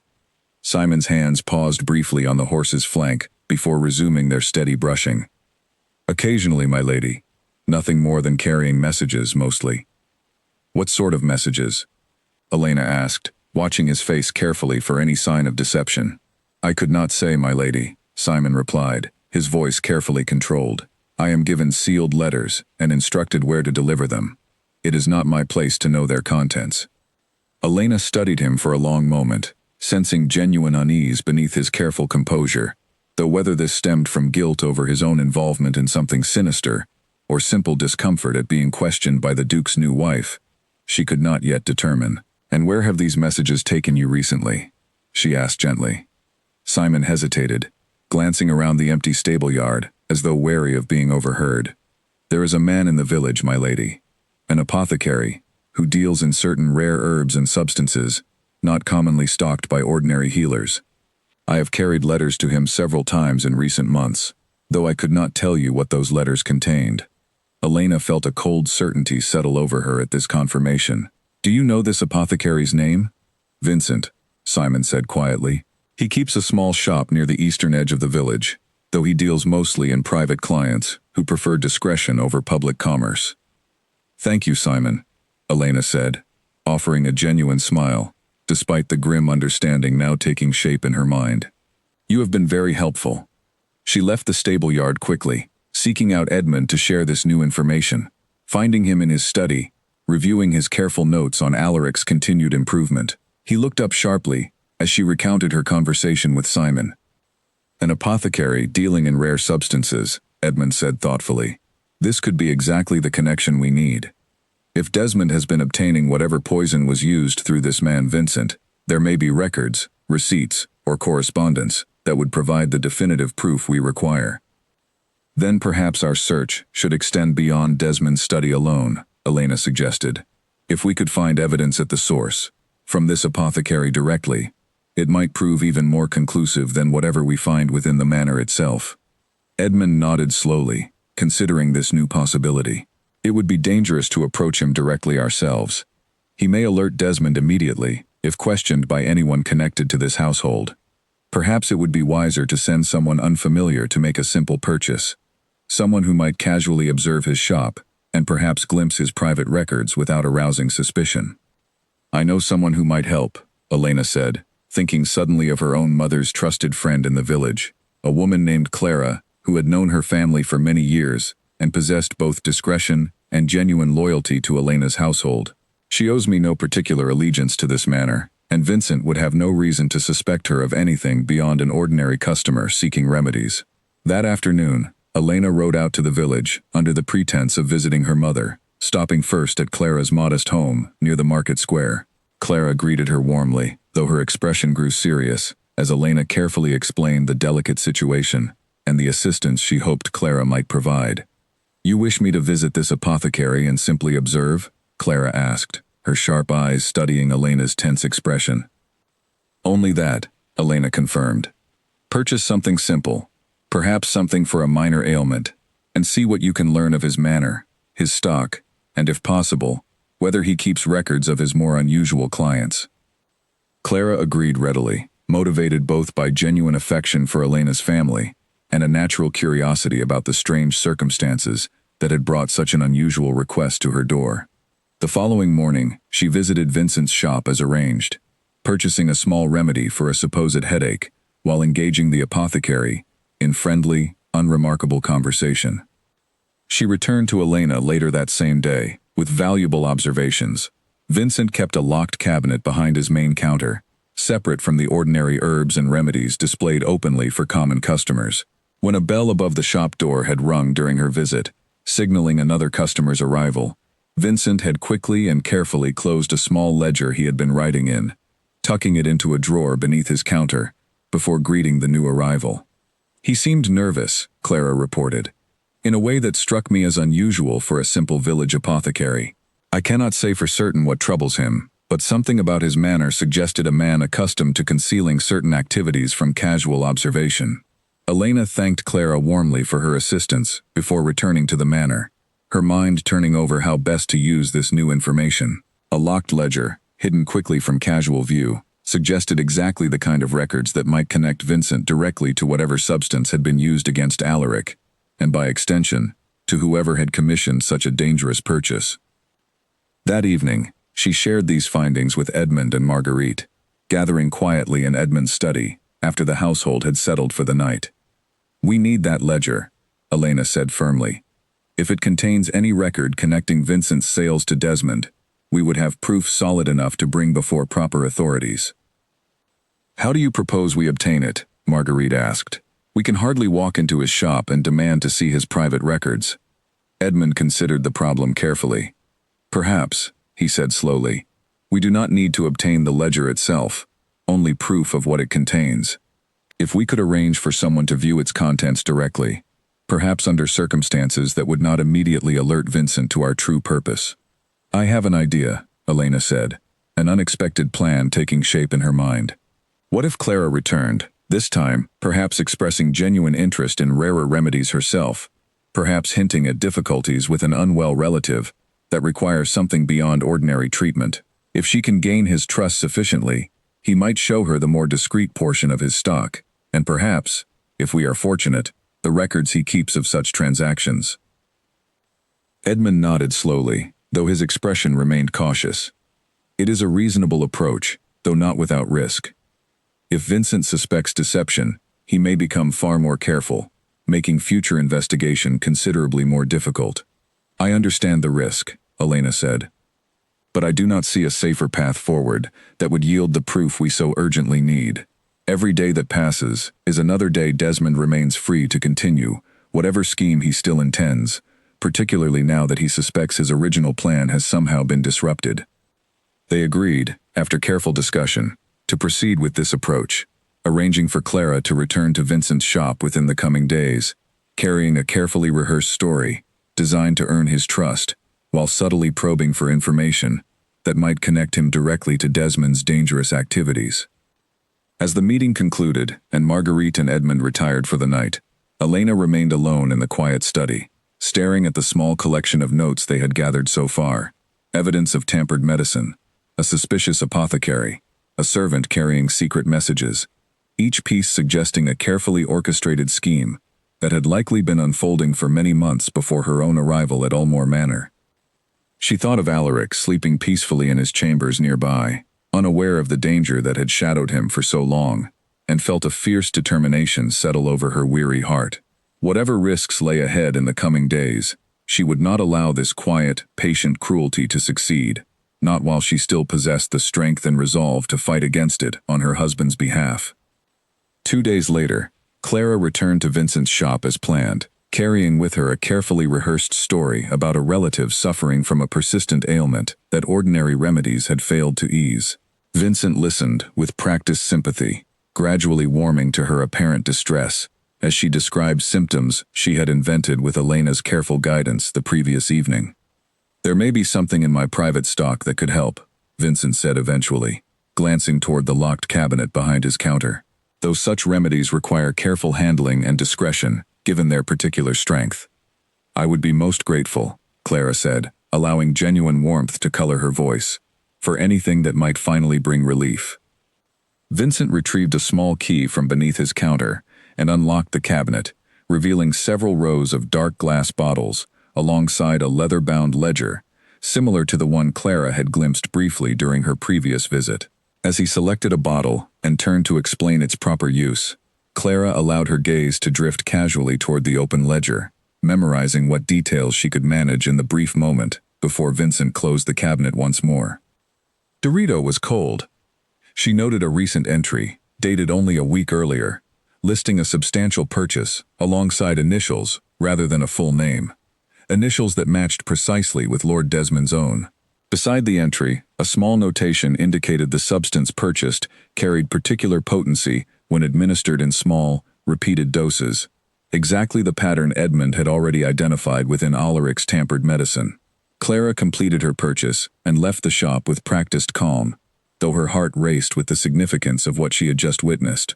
She hurried to Elena's mother's cottage, where Elena waited anxiously for news, and recounted every detail she could recall from her brief glimpse of the ledger's damning contents. "Initials matching Lord Desmond," Elena repeated, her voice steady despite the surge of vindication and fear that accompanied this confirmation. "And a notation about repeated small doses. This matches exactly what Edmund identified in the medicine." "It is not quite proof enough to bring before formal authorities," Clara cautioned. "Initials alone could belong to many men, and I saw the entry only briefly. But it confirms, at least for your own certainty, that your suspicions have been correct all along." Elena thanked Clara warmly for her considerable courage in undertaking such a delicate task, promising to find some way to properly repay her assistance once the danger had passed. She rode back toward Ulmore Manor with her mind racing, understanding that while they now possessed strong circumstantial evidence connecting Desmond to the poison, they still lacked the definitive, undeniable proof that would be required to expose him formally before the Ducal Council and strip him of any future claim to the estate. That evening, despite the weight of these troubling developments, Elena found herself once again seated beside Alaric in his private study, their nightly conversations having become a source of genuine comfort amid the mounting danger surrounding them both. He had continued to grow stronger over recent weeks, color returning to his face, his voice steadier, and his appetite improved, beyond what even Edmund had dared hope during their earliest, most difficult conversations. "You seem distracted tonight," Alaric observed gently, studying her expression with the careful attention he had grown to offer her during their weeks together. "Is something troubling you?" Elena hesitated, torn between her instinct toward honesty and her fear of burdening him with dangers she could not yet fully explain or prove. "Only tired thoughts," she said finally, choosing a partial truth over outright deception. "There is much to consider in managing a household of this size, matters I am still learning to navigate properly." Alaric studied her carefully, clearly sensing there was more beneath her words than she had chosen to share, yet he did not press further, trusting instead in the growing bond of respect they had built together over recent weeks. "You need not carry every burden alone," he said softly, reaching to take her hand in his own. "Whatever troubles you, know that I am here, and growing stronger each day, thanks in no small part to your presence beside me." Elena felt her chest tighten with a complicated mixture of tenderness and fear, aware of how close he remained to a danger he did not yet know existed. "I am grateful for you, Alaric," she said honestly, meeting his gaze steadily in the soft candlelight. "More grateful than I expected to be, given how this arrangement began." "As am I," he replied quietly, his thumb tracing gentle circles against the back of her hand. "Whatever time remains to us, Elena, I intend to spend it as honestly and as fully as I am able." They sat together in comfortable silence for a while longer, the quiet warmth between them offering a brief, precious respite from the mounting dangers Elena carried silently within her thoughts. Yet even as she allowed herself this small moment of genuine happiness, she understood clearly that the peace surrounding them remained fragile, threatened by a man whose patience, she suspected, was beginning to wear thin as his original scheme continued to unravel beneath careful, determined resistance. Later that night, walking back toward her own chambers, Elena passed once more near the entrance to Desmond's private study and noticed, with a sudden chill, that the door stood slightly ajar, candlelight flickering faintly from within despite the late hour. She paused, listening carefully, and caught the low murmur of voices, Desmond's familiar tone accompanied by another she did not immediately recognize, speaking in hushed, urgent tones about matters she could not quite make out from her distance in the darkened corridor. She dared not approach closer, wary of revealing her presence, yet the low, tense quality of the conversation confirmed her growing certainty that Desmond's plans, whatever new direction they might now be taking, had not been abandoned, despite the setbacks his original scheme had clearly suffered. Whatever conversation unfolded behind that door tonight, she understood with rising dread, would likely shape the dangerous days that lay ahead for everyone within Ulmore Manor's carefully guarded walls. Elena barely slept that night, the memory of the hushed voices behind Desmond's study door, replaying over and over in her mind. By morning, she had resolved to act, understanding that waiting any longer to gather further proof might mean waiting too long to prevent whatever new danger Desmond had begun quietly arranging. She found Marguerite early, before the household had fully woken, and recounted what she had overheard the previous night. "Two voices," Elena explained quietly, though I could not identify the second speaker. Whatever they discussed, it was urgent enough to keep them awake at such a late hour. Marguerite's expression hardened with determination. "Then we search his study today, while he rides out to inspect the eastern boundary, as he does each afternoon. We have waited long enough already." Edmund agreed, when consulted, though he cautioned careful timing, given the heightened suspicion Desmond now clearly harbored toward Elena in particular. Perhaps it would be wiser for Marguerite to lead the search, he suggested. As his cousin, and a member of this household by birth, her presence near his study would attract far less suspicion than yours, should anyone happen to notice. Elena agreed reluctantly, understanding the wisdom in this caution, even as she chafed against the idea of remaining at a distance, while such crucial evidence might finally be within reach. They agreed that Marguerite would search the study directly, while Elena kept careful watch from a nearby vantage point, ready to provide warning should Desmond return earlier than expected, or should any other member of the household approach unexpectedly. That afternoon, as the familiar sound of Desmond's horse departing through the manor's front gates confirmed his absence, Marguerite made her way quietly toward his private study, her heart pounding with a mixture of fear and fierce resolve. Elena positioned herself near the top of the main staircase, from where she could observe both the study's entrance and the corridor leading toward the front of the manor, ready to signal any warning through a series of prearranged sounds they had carefully discussed beforehand. Marguerite slipped inside the study, finding it exactly as Beatrice had once described, orderly and unremarkable at first glance, filled with the usual furnishings expected of a nobleman's private workspace. She moved quickly to the large wooden desk dominating the center of the room, testing the drawers carefully and finding most unlocked, containing nothing beyond ordinary correspondence and estate documents relating to Desmond's own modest holdings elsewhere. The bottom drawer, however, resisted her efforts, locked firmly despite her careful attempts to open it. She searched the desk's surface and surrounding shelves for a hidden key, her movements growing increasingly urgent as precious minutes continued to pass. Finally, running her fingers along the underside of the desk's top drawer, she felt a small metal key, taped carefully, out of casual view, exactly the kind of concealment a man with something valuable to hide might employ. Her hands trembled slightly as she fitted the key into the locked drawer's mechanism, turning it carefully, until she heard the satisfying click of the lock releasing. Inside, she found a small collection of documents, far more revealing than anything she had encountered elsewhere within the study. Letters exchanged with Vincent the apothecary, discussing quantities and prices for substances described only through careful, coded language, alongside notes detailing observations of Alaric's declining health, written in Desmond's own careful hand. Most damning of all, tucked beneath these papers, she found a detailed ledger tracking dates and amounts of a substance purchased over the previous 8 months, entries that aligned precisely with the pattern of Alaric's gradual decline and the sudden severe episode he had suffered several weeks earlier.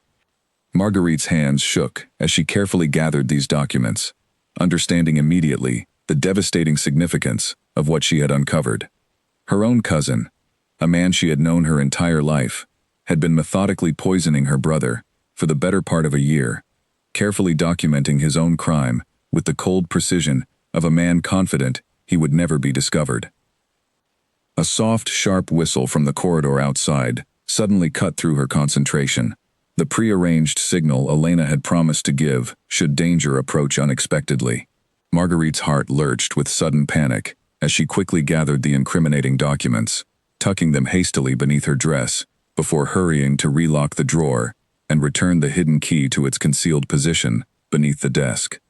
She emerged from the study just as heavy footsteps echoed down the nearby corridor, forcing herself to walk calmly toward the opposite direction, as though simply passing through on unrelated business. She caught a brief glimpse of Elena's tense expression from the top of the staircase, before continuing on, her heart still pounding furiously beneath her outwardly composed exterior. To her considerable relief, the footsteps belonged not to Desmond himself, but to one of the household guards making his usual afternoon rounds, entirely unaware of the tense drama that had nearly unfolded directly in his path. Marguerite continued walking until she reached the safety of her own chambers, where she finally allowed herself to collapse against the closed door, her breath coming in ragged, relieved gasps. Elena joined her moments later, having confirmed that Desmond remained safely occupied with his usual afternoon ride along the estate's distant boundaries. "What did you find?" she asked urgently, watching Marguerite carefully withdraw the hidden documents from beneath her dress. They spread the papers across Marguerite's bed, examining each document with growing horror and grim vindication. The letters to Vincent, though carefully coded in places, contained enough explicit detail to establish a clear connection between Desmond and the apothecary's discreet, dangerous trade. The ledger tracking dates and amounts aligned perfectly with the pattern of Alaric's illness that Edmund had documented so carefully over recent months. "This is enough," Elena said finally, her voice trembling slightly with the weight of what they had uncovered. "This is proof enough to bring before the Ducal Council, proof that could finally end this danger once and for all." "We must be careful how we proceed," Marguerite cautioned, though her own voice carried a fierce, righteous anger beneath its careful control. "If Desmond discovers these documents missing, before we can present them properly, he may destroy any remaining evidence, or worse, may act more directly against my brother, before we have the chance to expose him formally." They agreed to bring Edmund into their confidence immediately, gathering once more in his private study, to review the documents together and determine the safest path forward.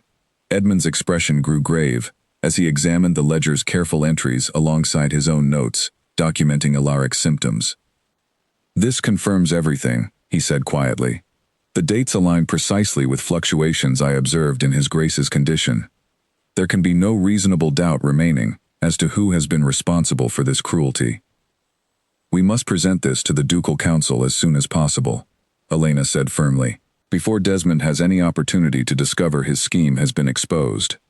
The Council meets formally, only once each season," Edmund explained, "though given the severity of these findings, I believe we could petition for an urgent gathering, particularly with His Grace himself, able to testify to his suffering, alongside this documented evidence." They spent the remainder of the afternoon carefully organizing the evidence, preparing a clear and methodical account of everything they had discovered, from Edmund's initial medical suspicions through Elena's careful investigation and Marguerite's dangerous search of Desmond's private study. As evening approached, they agreed that Alaric himself must finally be told the truth, understanding that he deserved to know the full extent of the danger he had unknowingly survived, and that his own testimony would carry considerable weight before the assembled council. Elena made her way to Alaric's chambers that evening, with a heavy heart, dreading the conversation ahead, yet understanding it could no longer be delayed. She found him seated near the fireplace, looking stronger and more at peace than she had seen him since their first meeting, and the sight of his improved health only deepened her sorrow at the painful truth she was about to share.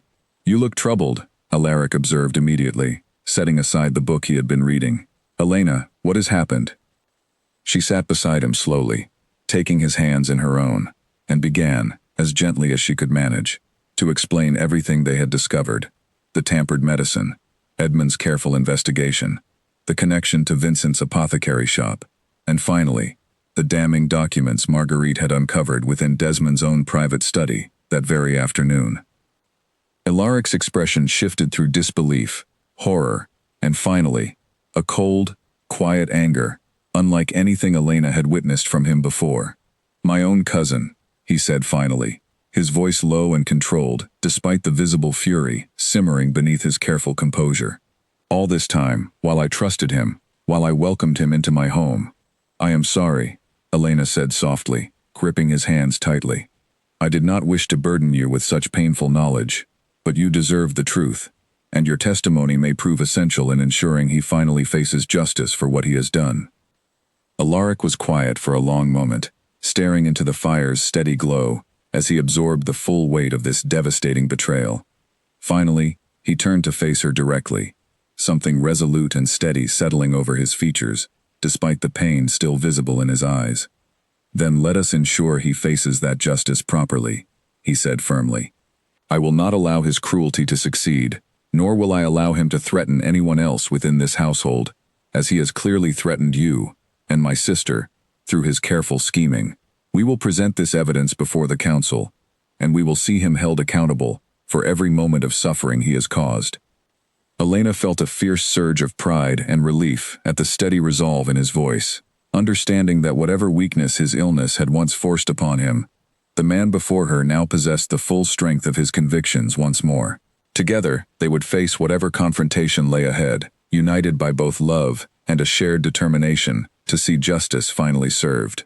Later that night, after Elena had returned to her own chambers to rest, Alaric summoned Oliver to discuss the practical steps necessary to bring the matter before the ducal council. Oliver listened with growing shock as Alaric explained the full extent of Desmond's betrayal, his usual composed manner, briefly abandoned, in favor of open horror at the revelation. "Your Grace, I had no notion," Oliver said, his voice unsteady. "Had I suspected even a fraction of this, I would have acted immediately." "None of us suspected it soon enough," Alaric replied grimly. "That failing belongs to all of us, myself included, for trusting a man simply because he shared my blood. What matters now is ensuring he cannot cause further harm before we can present this evidence properly. The council secretary, Lord Nathaniel, resides only a day's ride from here," Oliver said, considering the matter carefully. "If we send a rider tonight, requesting an urgent gathering, citing evidence of a serious crime against the ducal household, he should be able to arrange a hearing within the week." "Send the rider immediately," Alaric instructed, "and Oliver, until this matter is resolved, I want additional guards posted near my chambers and near Elena's and Marguerite's as well. I will not risk further harm coming to any of them while Desmond remains unaware that his scheme has been discovered." Oliver bowed and hurried to carry out these instructions, dispatching a trusted rider into the night despite the late hour, understanding the urgency behind his master's request. Meanwhile, Alaric remained awake long after the household had settled into uneasy quiet, turning over the painful betrayal in his mind, alongside careful calculations of how best to proceed without alerting Desmond prematurely to the danger now closing in around him. The following morning brought an unexpected complication that tested the fragile secrecy they had worked so carefully to maintain. The inebriate at breakfast with his usual pleasant composure, though his eyes lingered a moment too long on Marguerite's face, studying her with a careful attention that suggested he had noticed something amiss. "You seem tired this morning, cousin," he observed, buttering a piece of bread with deliberate casualness. "Did you sleep poorly?" "I have had much on my mind," Marguerite replied, forcing her voice to remain steady, despite the sudden lurch of fear in her chest. "Household matters, nothing more." Desmond's gaze shifted toward Elena, who met his eyes with careful composure despite the tension coiling tightly within her. "And you, Lady Elena? You also seem somewhat pale this morning." "I slept well enough," Elena said evenly, refusing to let his probing gaze unsettle her outward calm. "Though I confess this household's rhythms still take some adjustment."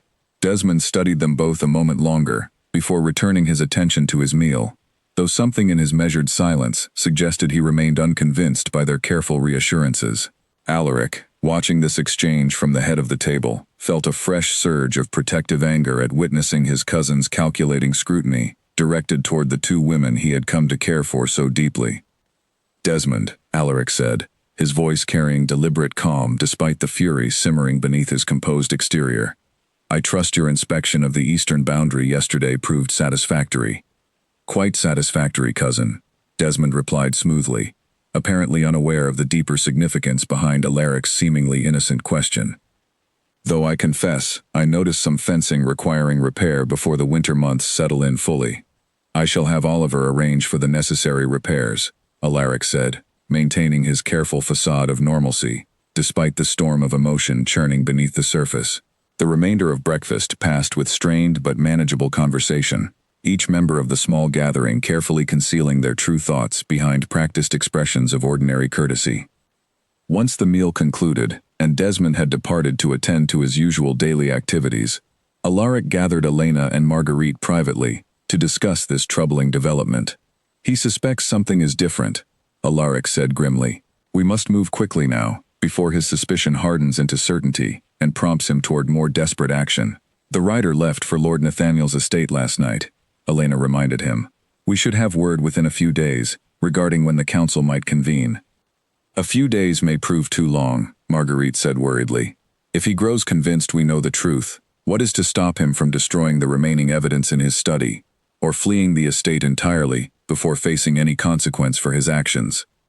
Alaric considered this grave possibility carefully, understanding the delicate balance they now needed to maintain, moving quickly enough to prevent Desmond from escaping justice, while avoiding any action reckless enough to provoke him into more immediate and dangerous retaliation. We continue as we have been, he said finally, maintaining careful appearances until Lord Nathaniel's response arrives.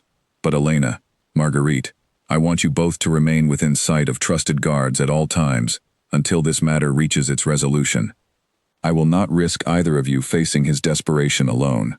Both women agreed, understanding the wisdom behind his protective caution, even as the tension of maintaining such careful secrecy continued to weigh heavily upon each of them.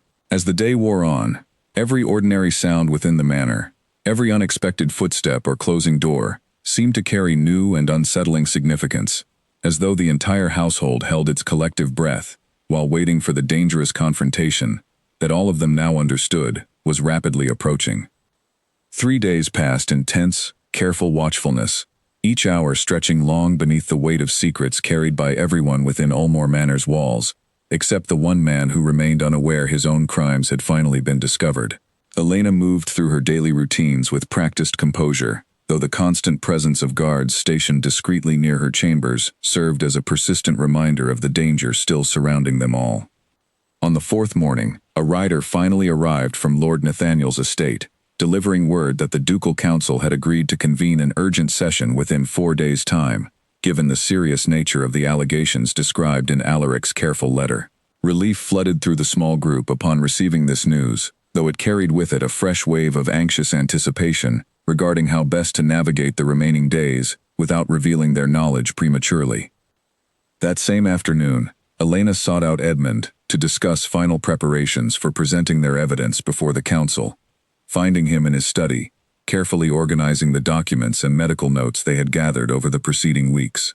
4 days, she said, settling into the chair across from his cluttered desk. We must ensure everything is prepared beyond any possible doubt. I have documented every symptom, every date, every correlation between Alaric's declining health and the entries in Desmond's ledger, Edmund said, gesturing toward the neat stack of papers before him.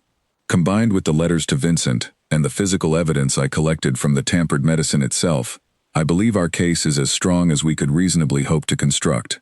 As they reviewed the documents together, a soft knock interrupted their careful work.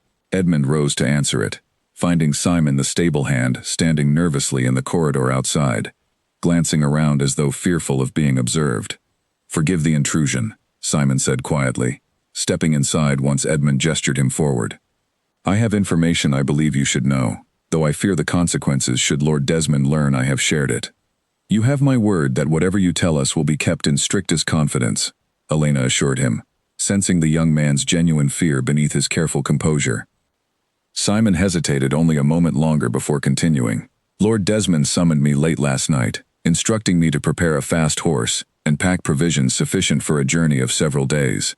He spoke of visiting distant relations, though something in his manner suggested urgency rather than simple family obligation. I believe he intends to leave the estate soon, perhaps within the next day or two. Elena and Edmund exchanged alarmed glances at this troubling revelation. He suspects the council session has been arranged, Elena said grimly. He must have learned somehow that his scheme has been discovered, or at least suspects enough to consider fleeing, before facing any formal accusation. We must inform Alaric immediately, Edmund said, already gathering the documents scattered across his desk. If Desmond intends to flee before the council convenes, we cannot allow him the opportunity to escape justice entirely. They hurried together to find Alaric, who received this news with grim, controlled anger. He will not simply vanish while carrying the knowledge of his crimes beyond any reach of justice, Alaric said firmly, pacing slowly across his study, despite the lingering weakness that still occasionally troubled his recovering strength. Oliver, I want the estate's gates watched carefully, discreetly, without revealing that we suspect his intentions. If he attempts to leave before the council session, we must find some legitimate reason to delay his departure. Oliver nodded and hurried to arrange the necessary precautions, positioning trusted guards near the estate's main entrances, under the pretense of increased security, following recent concerns about traveling bandits reported in the surrounding countryside. A plausible excuse that would not immediately alert Desmond to the true nature of their suspicion.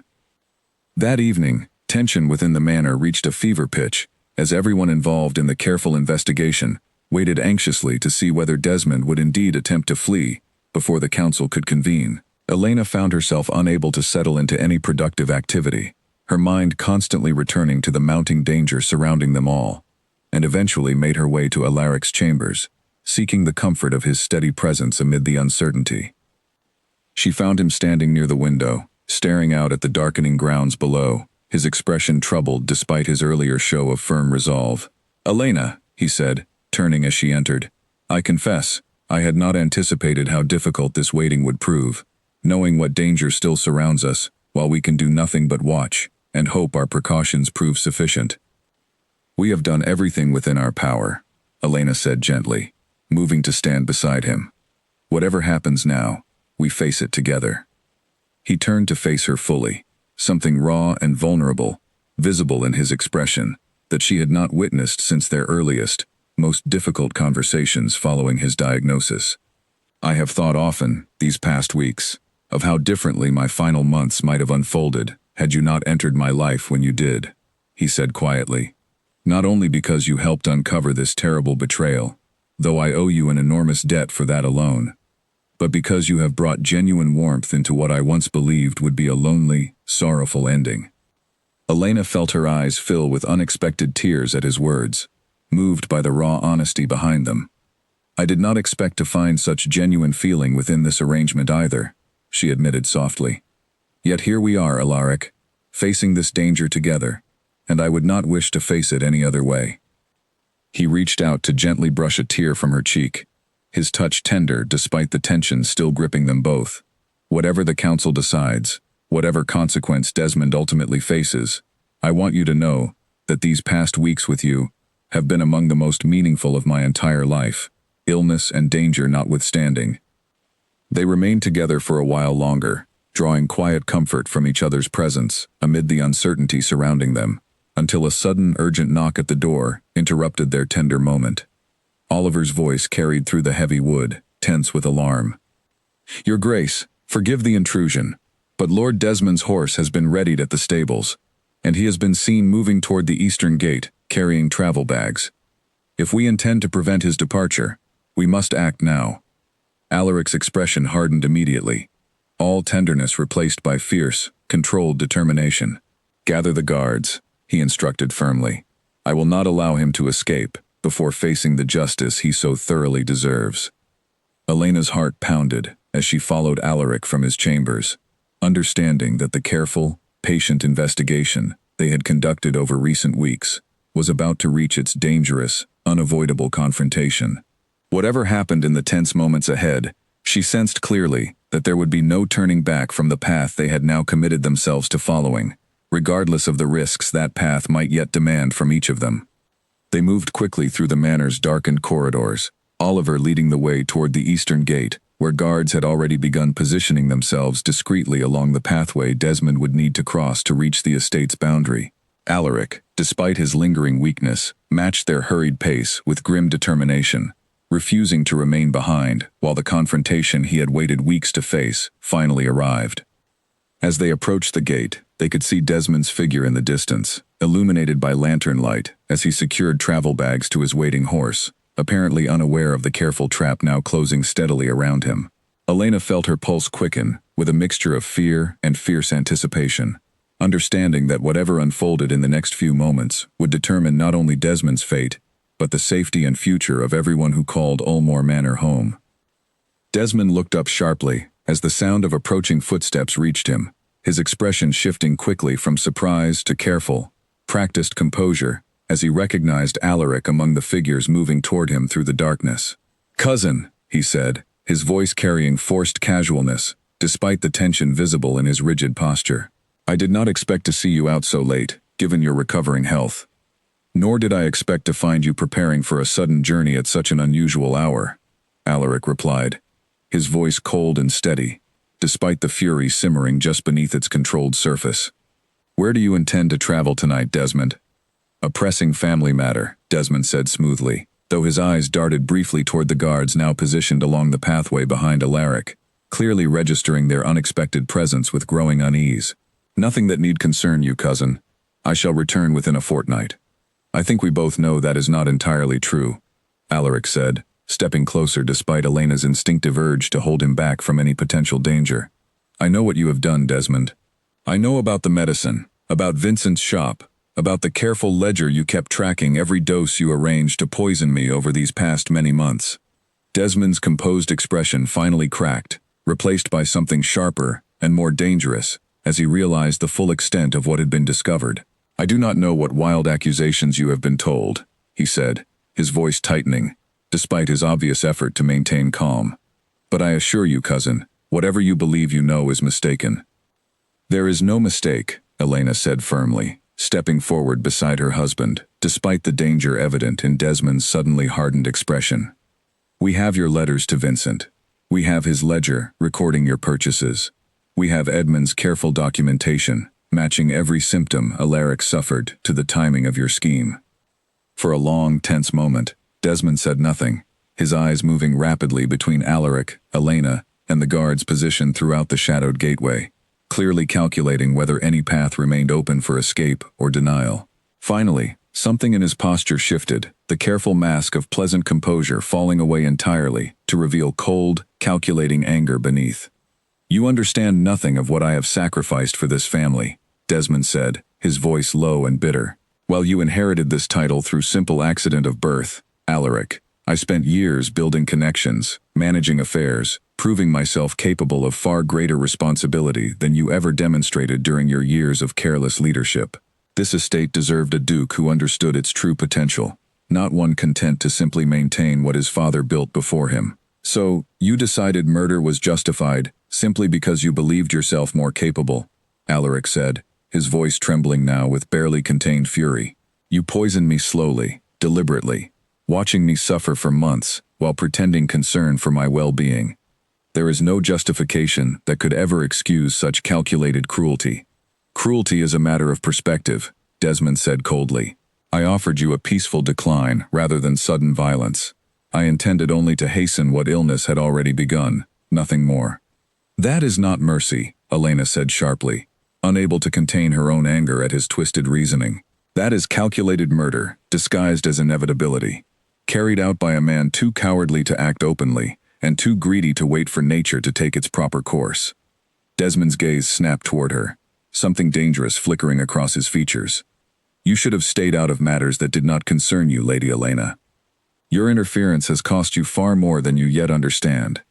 Before anyone could fully process the implicit threat in his words, Desmond moved suddenly, shoving past the nearest guard with unexpected force, and lunging toward his waiting horse in a desperate final attempt at escape. Shouts erupted through the darkened gateway as guards scrambled to intercept him, Alaric calling out urgent instructions despite his own limited strength preventing him from joining the physical pursuit. Elena watched, heart pounding with terror, as Desmond nearly reached his horse, before two guards managed to seize him firmly by the arms, wrestling him away from the animal despite his desperate, thrashing resistance. The confrontation had reached its critical, dangerous climax, far more suddenly and violently than any of them had anticipated, and as guards worked to restrain Desmond's continued struggle, Elena understood with grim clarity that whatever followed in the immediate aftermath would prove just as crucial to their eventual safety as everything they had carefully uncovered over the preceding weeks. "Release me," Desmond snarled, still straining against the guard's firm grip, though his voice had lost the confident, calculating edge it carried only moments earlier. "You have no proof that would satisfy any counsel. Letters and ledgers prove nothing without testimony to accompany them." "You are mistaken," Alaric said, his breathing still uneven from the sudden burst of tension, though his voice carried unwavering authority.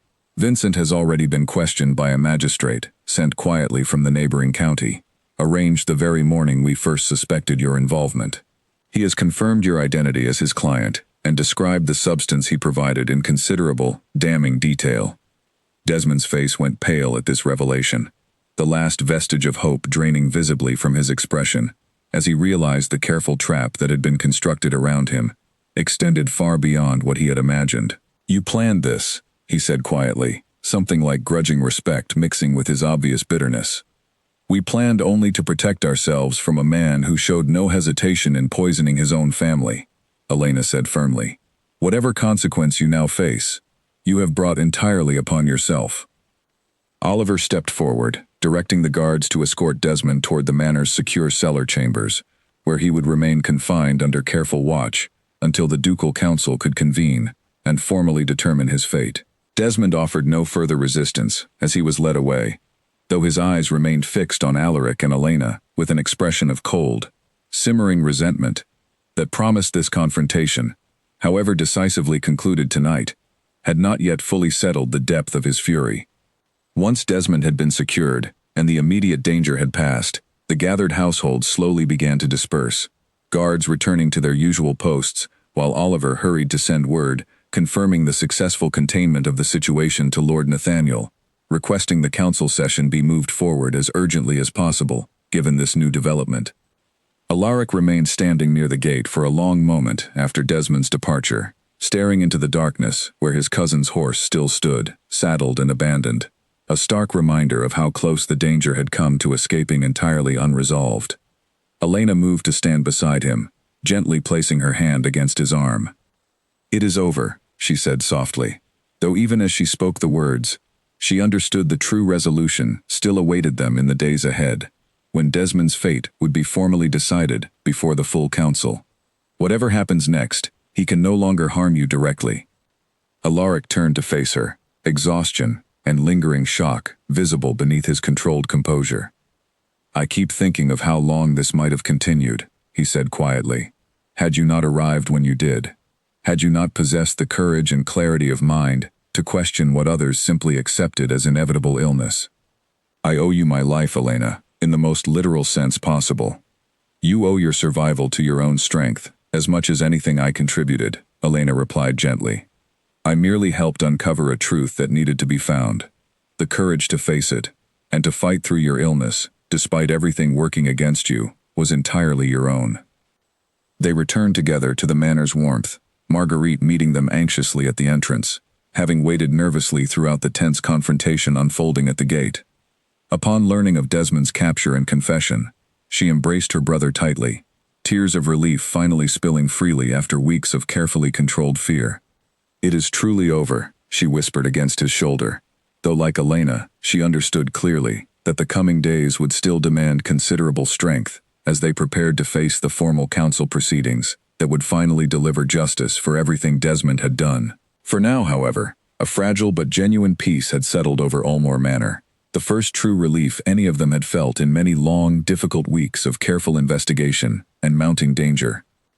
Word of Desmond's capture spread quickly through the manor's staff in the days that followed, though Oliver worked carefully to control the details shared beyond the household walls, wary of allowing rumor to complicate the formal proceedings still awaited from the ducal council.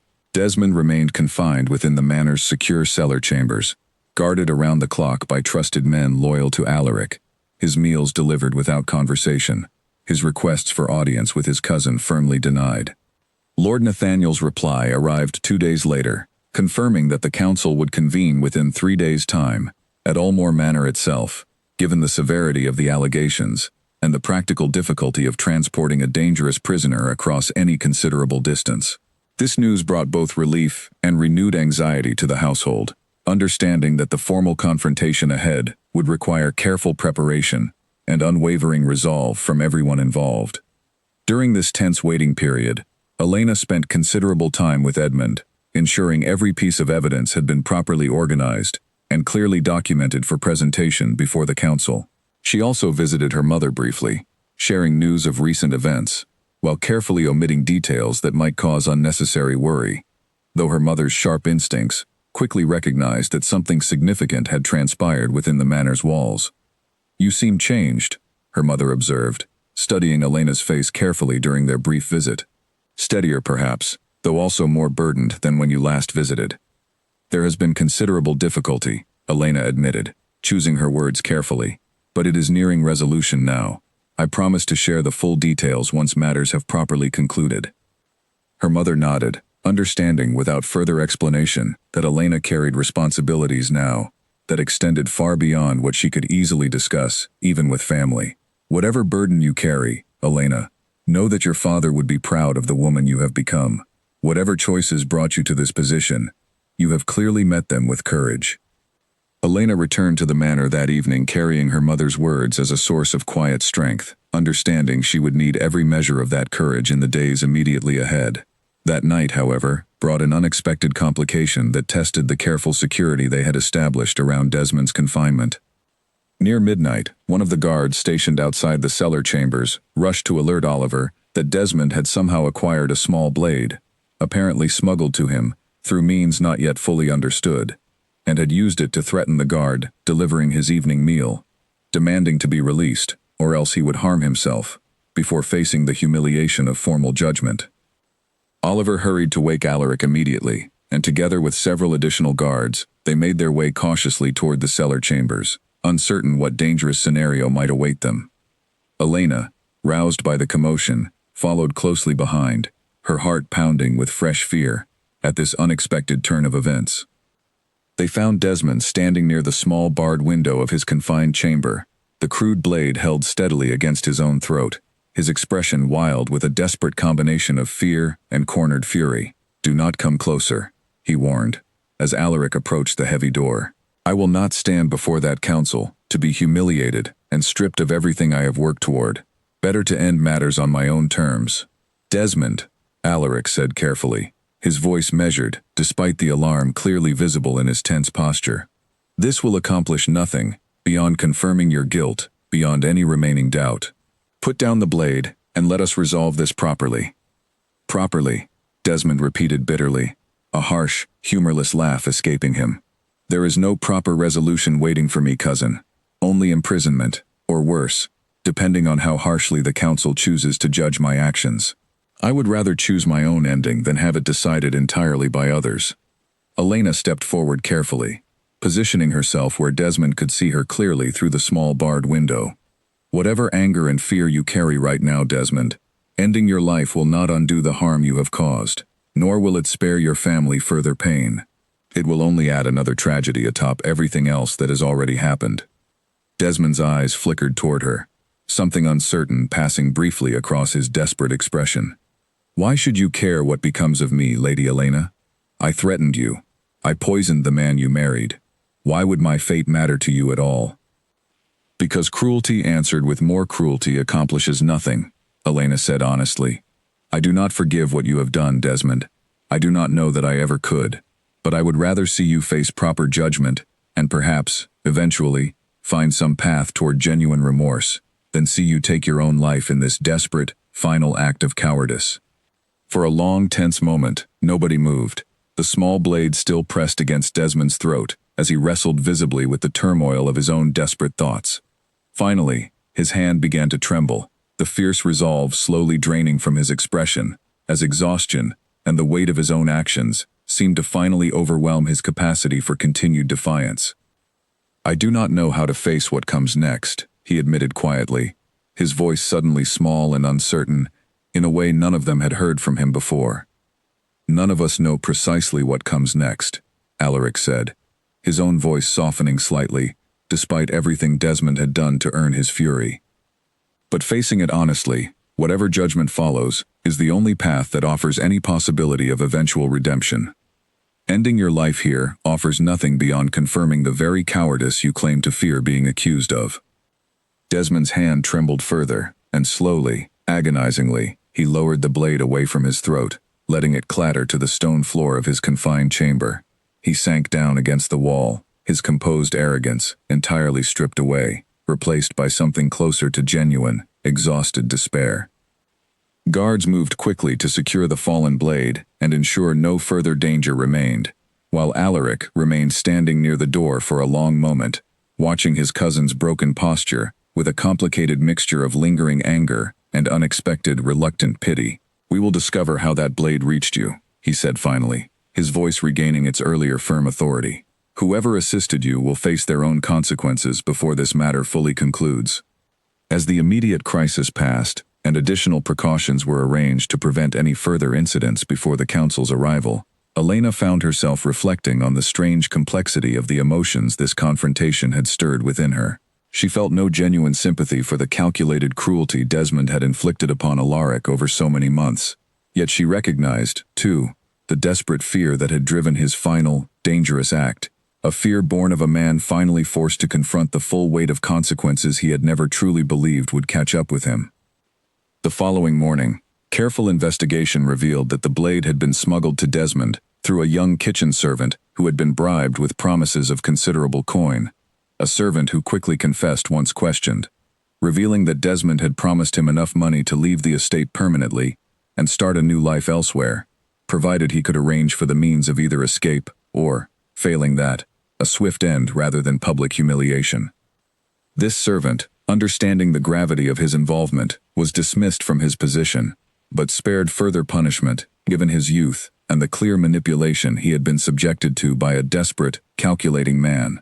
The incident, while alarming, ultimately strengthened the case against Desmond, demonstrating clearly his continued willingness to manipulate others and evade proper consequence, even while confined and awaiting formal judgment. As the day of the council's arrival finally approached, the household worked to prepare the manor's great hall for the formal proceedings, arranging seating and ensuring all necessary documents and witnesses would be properly available for the scheduled hearing. Elena spent the final evening before the council's arrival, reviewing every detail of their evidence once more with Edmund, determined to ensure nothing would be overlooked that might allow Desmond any remaining path toward escaping the justice he so clearly deserved. "Are you nervous?" Edmund asked, noting the careful concentration on her face as she reviewed the documents spread across his desk. "Terrified," Elena admitted honestly, offering a tired smile. "Though less for myself than for ensuring Alaric receives the full justice he deserves after everything he has suffered. I want no possibility remaining that Desmond might somehow escape proper accountability for his actions." "You have built as strong a case as anyone reasonably could," Edmund reassured her. "Whatever happens tomorrow, know that your careful courage over these past weeks has already accomplished something remarkable, uncovering a truth that might otherwise have remained hidden until it was far too late to prevent tragedy." Elena thanked him quietly, though the weight of the coming confrontation continued to press heavily upon her thoughts as she made her way back toward her own chambers that night, understanding that tomorrow would finally bring the culmination of everything they had worked so carefully and dangerously to uncover over these difficult, transformative weeks within Ulmore Manor's ancient walls. On her way, she passed Marguerite's chambers and found the door slightly open, candlelight spilling softly into the darkened corridor. She peered inside to find Marguerite seated at her small writing desk, carefully composing what appeared to be a formal statement, her brow furrowed in concentration. "You are still awake," Elena observed, stepping inside at Marguerite's welcoming gesture. "I wanted to ensure my account of finding the documents in Desmond's study was recorded clearly and precisely," Marguerite explained, setting down her quill. "I keep imagining the council asking questions I have not properly prepared to answer, and I do not wish to falter before them tomorrow." Elena settled into the chair beside her, reading over the careful, methodical account Marguerite had composed. "This is thorough," she said approvingly. You have described everything exactly as it happened, without exaggeration or omission. That honesty will serve you well before the council." Marguerite set down her pen and studied Elena's face for a long moment. "I have wanted to tell you something," she said quietly, "and I fear, if I do not say it tonight, before whatever tomorrow brings, I may lose the courage to speak it at all." "What is it?" Elena asked gently. "When you first arrived at this manor," Marguerite said, her voice carrying genuine vulnerability, "I doubted you entirely. I believed you had married my brother for status, for whatever comfort his title might provide, and I resented you deeply for what I saw as taking advantage of his weakened state. I was wrong, Elena, utterly wrong. You have shown more courage and genuine care for this family than I ever extended to you in return during those early weeks." Elena felt her chest tighten with emotion at this heartfelt admission. "You were protecting your brother," she said gently. "There is nothing shameful in that instinct, Marguerite, even if your initial judgment of me proved mistaken. I understood your caution then, and I understand it still. Nevertheless," Marguerite continued, "I wanted you to know how deeply grateful I am, not only for uncovering Desmond's cruelty, but for the genuine friendship you have offered me throughout this difficult ordeal. Whatever happens tomorrow, I consider myself fortunate to call you sister, in truth and not merely in name." Elena reached out and embraced her warmly, both women drawing quiet strength from this genuine bond, forged through weeks of shared danger and careful, determined resolve. "As am I," Elena said softly. "Whatever tomorrow brings, we will face it together, as we have faced everything since this began." They spoke for a while longer, reviewing final details of the evidence and offering each other quiet reassurance against the nervous anticipation neither could fully shake. Eventually, Elena bid Marguerite good night and made her way toward Alaric's chambers, finding him still awake despite the lateness of the hour, seated near his fireplace with a distant, thoughtful expression. "You should be resting," Elena said gently, moving to sit beside him.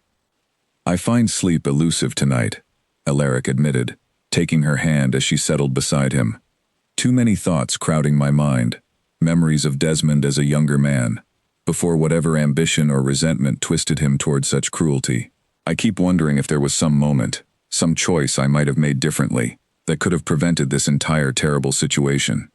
"You cannot carry that burden," Elena said firmly, though her voice remained gentle.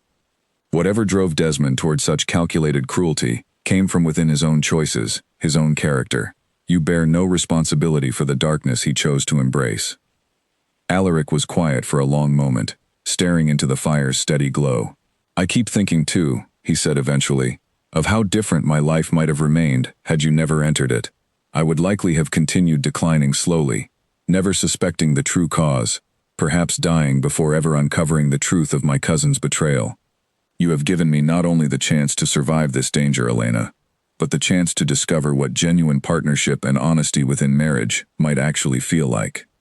Elena felt tears gathering unexpectedly at his words, moved by the vulnerability and gratitude woven through them.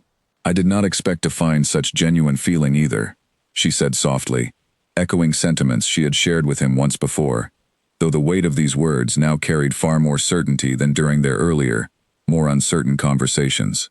"Whatever tomorrow brings, Alaric, I am grateful beyond measure for the path that brought us together, however unusual and difficult its beginning." He raised her hand gently to his lips, pressing a soft kiss against her knuckles, his eyes carrying a warmth and tenderness that had grown steadily over the weeks since their unusual, practical marriage had first been arranged. "Whatever the council decides tomorrow regarding Desmond's fate," he said quietly, "I want you to know that my own fate, whatever time remains to me, feels immeasurably brighter, simply for having shared it with you."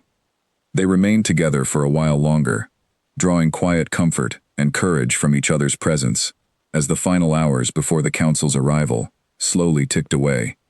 Eventually, exhaustion overtook them both, and Elena remained curled beside him, near the fire's fading warmth, neither quite ready to retreat to separate chambers on this final night, before the confrontation that would finally determine the true resolution of everything they had worked so hard and so dangerously to uncover. Outside, the wind stirred restlessly across the darkened fields surrounding Ulmore Manor, carrying with it the particular stillness that often precedes significant change, as though the very land itself understood that tomorrow would bring a reckoning long overdue for the quiet cruelty that had shadowed this ancient household for far too many difficult months.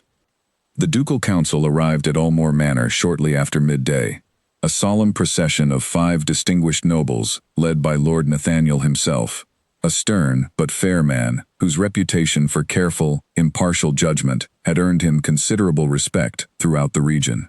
Alaric greeted them formally in the great hall, which had been arranged with careful precision to accommodate the serious proceedings ahead, chairs positioned in a wide semicircle, facing a central space, where testimony would be given and evidence presented. Elena stood beside Marguerite near the edge of the gathering, both women dressed with careful, dignified simplicity, befitting the gravity of the occasion. Edmund waited nearby with his organized documents, while Oliver ensured the practical arrangements proceeded smoothly, guards positioned discreetly at the hall's entrances to prevent any unexpected disruption during the sensitive hearing. Desmond was brought forward under careful guard, his wrists bound though not cruelly, his usual proud bearing considerably diminished by the days spent confined within the manor's cellar chambers. He avoided meeting anyone's gaze directly as he was seated before the assembled council, his expression carrying a complicated mixture of residual defiance and the exhausted resignation that had settled over him since his failed attempt at self-harm several nights earlier. Lord Nathaniel opened the proceedings with formal solemnity, outlining the serious nature of the allegations brought before the council, the deliberate and calculated poisoning of a ducal titleholder by his own cousin, motivated by ambition for the title and estate that would otherwise pass through legitimate inheritance. He called first upon Edmund to present his medical findings. Edmund testified with careful, methodical precision, describing the pattern of symptoms he had observed in Alaric's declining health, the moment he first suspected something beyond natural illness, and the subsequent tests confirming the presence of a harmful substance within the Duke's regular medicine. He presented his detailed notes and the physical samples he had preserved, allowing the council members to examine the evidence directly. "The pattern is unmistakable," Edmund explained, gesturing toward his carefully organized charts, tracking symptom severity against the dates recorded in Desmond's own ledger. Each period of worsening health corresponds precisely with entries showing purchases of the substance from the apothecary Vincent. This is not coincidence, but deliberate, calculated administration of poison over an extended period. Following Edmund's testimony, Marguerite was called forward to describe her discovery of the incriminating documents within Desmond's private study. She spoke with steady composure, despite the visible nervousness in her hands, recounting each detail exactly as she had carefully documented the previous night, from the locked drawer's hidden key to the specific contents of the letters and ledger she had uncovered. The council members examined these documents carefully as they were presented, murmuring quietly among themselves as the weight of the evidence became increasingly clear. Lord Nathaniel then called upon Elena to describe her own role in uncovering the scheme, from her initial suspicions following Alaric's severe collapse, through her careful investigation involving Simon the stable hand and Clara's visits to Vincent's shop.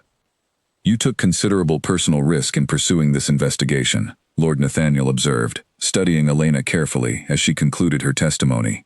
"What motivated such determined courage, given the relatively short duration of your marriage at the time these events unfolded?" "My husband's life was in danger," Elena replied simply, her voice steady, despite the weight of every gaze fixed upon her. "Whatever the circumstances that brought us together, I could not stand idle while someone worked to end his life through calculated cruelty. I owed him, and this household, my full effort in uncovering the truth, regardless of personal risk." A murmur of approval moved through the assembled council at her honest, direct response. Lord Nathaniel nodded thoughtfully, before turning his attention toward Alaric himself, inviting the Duke to share his own testimony regarding the physical and emotional toll of the poisoning he had unknowingly endured for so many months. Alaric spoke with controlled but evident emotion, describing the confusion and fear of his declining health, the moments he believed himself simply facing an inevitable, natural illness, and the profound betrayal upon learning that his own cousin, a man he had trusted throughout his life, had been the true source of his suffering. His account carried particular weight, given his own visible recovery. Color and strength returned to his features, in stark contrast to the frail, dying man he had been only weeks earlier. Finally, Lord Nathaniel turned toward Desmond, offering him the formal opportunity to respond to the evidence and testimony presented against him. Desmond remained silent for a long moment, his expression cycling through several conflicting emotions before he finally spoke, his voice hollow and lacking the confident arrogance that had once characterized his manner. "I do not deny what has been presented here today," he said quietly, surprising many among the gathered council with this unexpected admission. "I administered the substance. I purchased it from Vincent with clear intention. I sought to hasten my cousin's death, believing myself more capable of managing this estate's future than he had proven himself to be." A tense silence settled over the great hall at this stark confession. "Do you offer any justification for such calculated cruelty toward your own family?" Lord Nathaniel asked, his voice carrying clear disapproval despite his careful, formal composure. "None that would satisfy this council, nor that I myself still believe justified, having faced the full weight of what I have done," Desmond admitted, his gaze finally lifting to meet Alaric's steady stare across the hall. "I convinced myself, over many months, that ambition and capability justified whatever means necessary to secure this estate's future under my own guidance. I understand now, faced with the consequence of my actions, how thoroughly I deceived myself in pursuit of that ambition." The council conferred quietly amongst themselves for several long minutes, weighing the clear evidence and Desmond's unexpected confession against the severity of his crime. Finally, Lord Nathaniel rose to deliver their formal judgment, his voice carrying solemn authority throughout the hushed great hall. "Given the clear evidence presented and the accused's own confession before this council, we find Lord Desmond guilty of the deliberate, calculated attempted murder of Duke Alaric of Ulmore through prolonged poisoning. This council strips Lord Desmond of any remaining claim to inheritance within the Ulmore family line, revokes his title and any associated lands or privileges, and sentences him to permanent exile from this region, forbidden ever to return to Ulmore's estates or surrounding territories under penalty of severe additional consequence should he violate these terms." Desmond received this judgment with quiet, resigned acceptance, offering no further protest as guards moved to escort him from the great hall to begin preparations for his immediate exile. As he passed near Alaric on his way toward the hall's exit, he paused briefly, meeting his cousin's gaze one final time. "I am sorry," he said quietly, though whether this apology carried genuine remorse or merely the hollow regret of a man facing the full consequence of his failed ambitions, Alaric could not entirely determine. "Whatever you choose to believe of my sincerity, know that I never wished for things to unfold quite this way." Alaric studied him for a long moment before responding, his voice steady, despite the complicated mixture of anger, betrayal, and reluctant sorrow still churning within him. "I hope, wherever your exile takes you, that you find some genuine path toward understanding the true weight of what you attempted to do. I cannot offer forgiveness so soon, Desmond, but I do not wish you continued suffering beyond what justice has already required." Desmond nodded slowly, something almost like gratitude flickering briefly across his weary features, before guards led him from the great hall to begin the practical arrangements for his permanent departure from the only home and family he had ever known. As the council proceedings concluded and the assembled nobles began preparing for their own departure, a wave of profound relief settled over Elena, Marguerite, and everyone else who had worked so carefully and dangerously to uncover the truth over these difficult recent weeks. Alaric moved to stand beside Elena, taking her hand firmly in his own, as they watched the great hall gradually empty of its formal, solemn gathering. "It is finally over," he said quietly, echoing words Elena had spoken to him near the estate's gate only days earlier, though this time carrying the full, genuine certainty of true resolution rather than merely hopeful anticipation. "It is," Elena agreed, feeling the weight of these past difficult weeks finally beginning to lift from her shoulders. "Whatever comes next, Alaric, we face it now with genuine peace rather than hidden danger." He turned to face her fully, something warm and hopeful settling over his recovering features. "Then let us discover together what that peace might yet hold for us both." Later that afternoon, once the council members had departed and the great hall had returned to its usual quiet stillness, Lord Nathaniel remained briefly to speak privately with Alaric regarding practical matters concerning the estate's future security. "With Desmond's claim to inheritance now formally revoked," he explained, "the succession of Ulmore's title will need to be properly re-established. ensuring no ambiguity remains that might invite similar schemes from other distant relations in the future. I understand, Alaric said, gesturing for Elena to join their conversation. What would you recommend? Given your marriage and continued recovery, Lord Nathaniel said, glancing between Alaric and Elena with careful consideration, I would suggest formally documenting your wife as your primary heir, should you remain without children, rather than allowing the succession to default toward more distant relations, whose loyalty has now been called into serious question. Alaric considered this suggestion carefully before nodding. That seems wise. Elena has more than proven her genuine dedication to this family's well-being. I can think of no one more deserving of such trust.